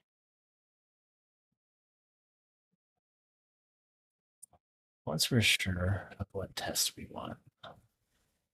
Um, okay, so we're losing symbols here. R0, R1, right. R1. Oh, I mean, those shouldn't show up in the symbol table, actually, because those are just predefined. I suppose we could add them to the symbol table just to show that they were being used. But anyway, that's all to say that this is correct. This is the correct symbol table. There are, in fact, no variables being used here. It's just labels and predefines. Okay, cool. Well, let's take a look at the output then and check that that works. So here's the expected result. And we're just going to compare that against the generated. Um,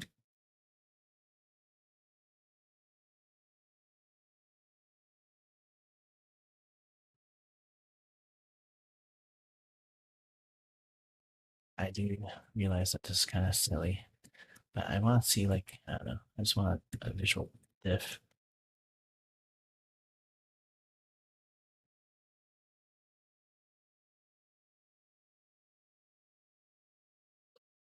Okay. Uh, there's still a mismatch in the number of lines.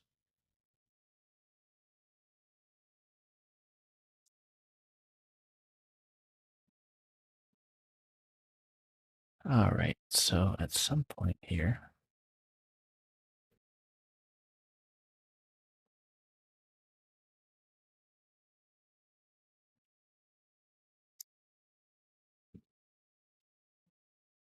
where is the mismatch? Here. So what is the top one? The top one is the generated binary. So we're still generating an extra line, and that is this one here.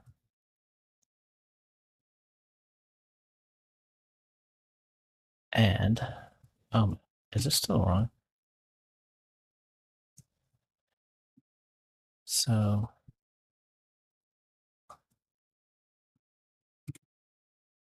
and this is expected.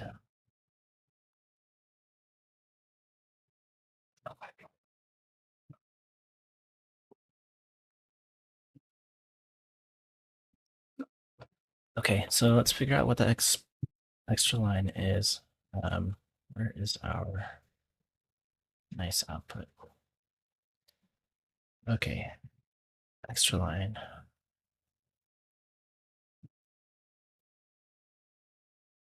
I'd like to get a line number for that actually. So here, 3 times I have this and this mask of y, I suppose. So d equals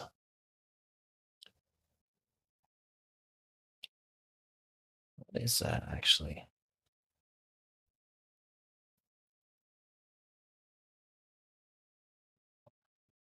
Oh, that's d equals m.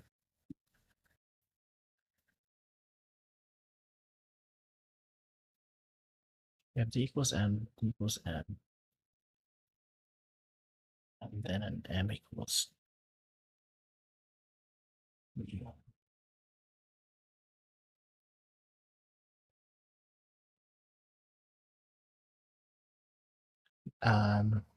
This here is m equals d.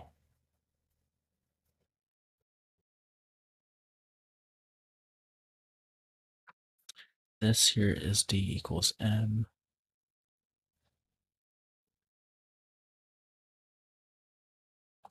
I'm getting too tired, but I just want to fix this. It is way past my bedtime.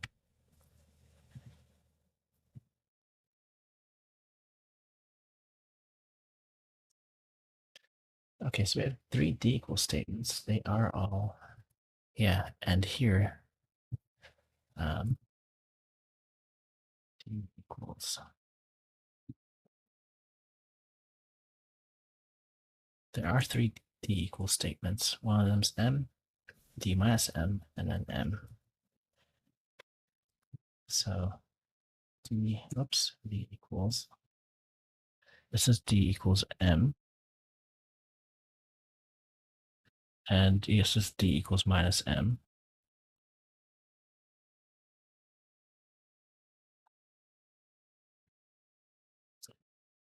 And this is d equals m, and this is d equals m. So we have 3 d equals m statements. I wonder how we get an extra d equals m statement.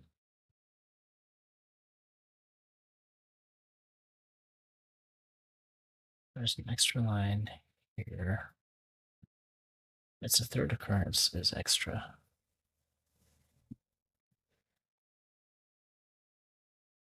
Oh, I mean, this program does have 3 mentions of d equals m. So why doesn't this one? So d equals m, d equals m, m equals d. I somehow didn't copy paste the same thing. That's not the same program.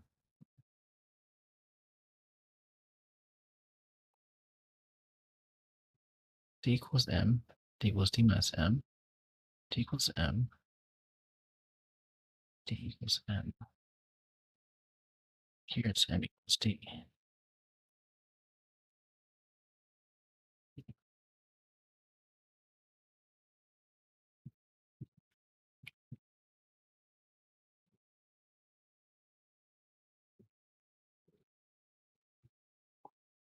Oh, no. There are 3 d equals m's. This one also has an m equals d. This has 3 d equals m's. I'm going to generate the code.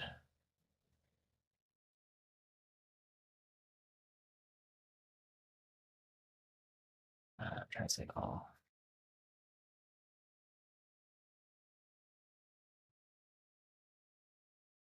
Okay, let's just take a look at this again. I think I might have like accidentally edited the code and then copy pasted or something. So this is here is a d equals m, and it appears 3 more times. Yeah, I believe that's actually the issue.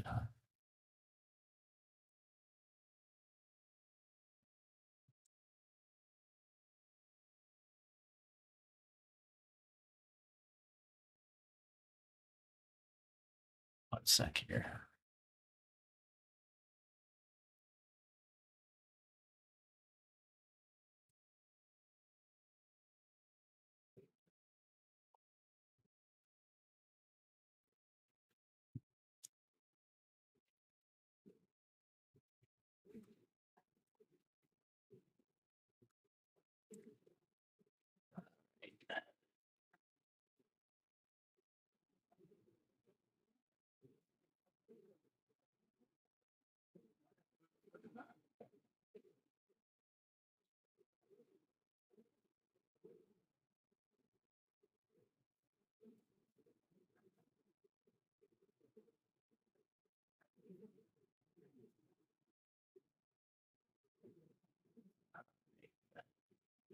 See if that fixes that.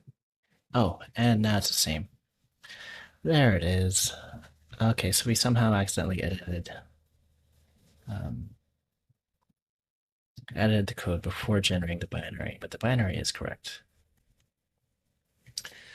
Okay. So I think next time I'm just going to start off by taking all of these examples and placing them in files. In fact, I'll probably do that offline. I'll download all of these files so that we can just wire together a test suite next time. But I feel reasonably more confident that this works, and we did clean up a little bit.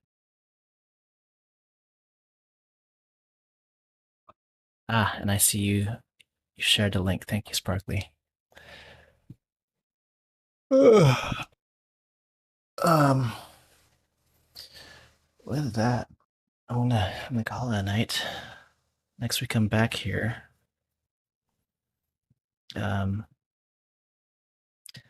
I still want better tests that are like a little bit more understandable.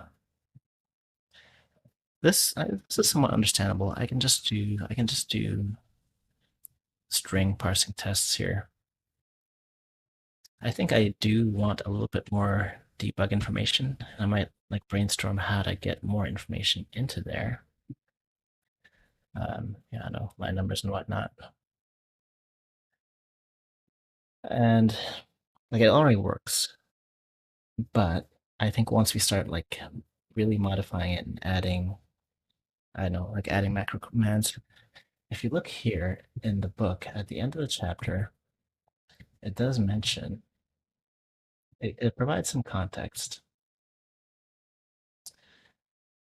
And I want to share this bit here. So some perspective. And like basically, here's some ideas of things we could add. So some assemblers feature more sophisticated symbol handling capabilities not found in Hack. For example, some assemblers support constant arithmetic on symbols, like using base plus 5 to refer to the fifth memory location after the address referred to by base. And then many assemblers are extended to handle macro instructions. So it's a sequence of machine instructions that has a name. So for example, our assembler can be extended to translate agreed upon. So it's something like d equals m address into the two hack instructions. So address followed by d equals m. Oh, I would like that. Likewise, the macro instructions go to adder can be translated into at adder followed by 0 jump and so forth. Okay, yeah. So I'd like to add macros and such. Before that, we still need to get like a proper test suite and maybe like I don't know, like a CLI pipeline or something. But that's the kind of stuff I can sleep on until next week.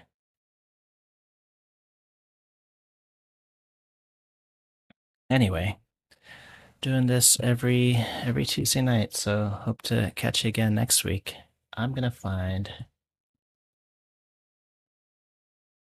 game. I'm gonna find some in the raid. If anyone has their suggestions,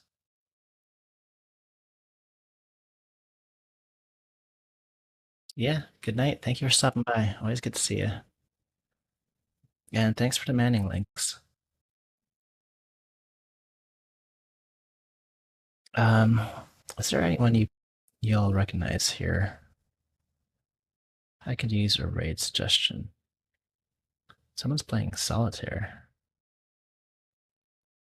That feels very Zectronics. Oh yeah, thanks for stopping by, Lazy Schemer. Um, I think it'll only get more fun. Okay, I'll it's next week and get we need a roadmap for all the fun we're gonna have.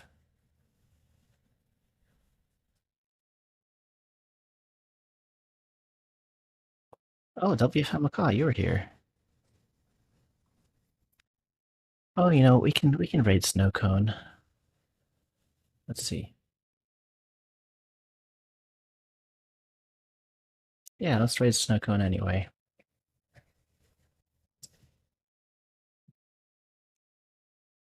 Oh,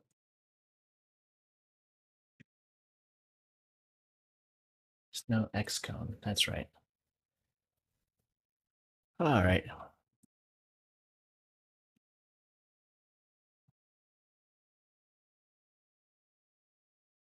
How am I not? How am I not following? Oh, I'm not logged in. I see. Same person. Alrighty. Good night. See you Um, next week. I didn't know this, but his name is traitor spelled backwards. Sure. Yeah. Rotiart.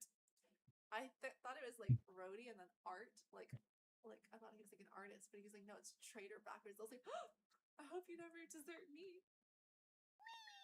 Lee, thank you so much, Stu, for the raid. Welcome in. Oh my gosh, why in the world are my alerts so hidden? It's hidden behind the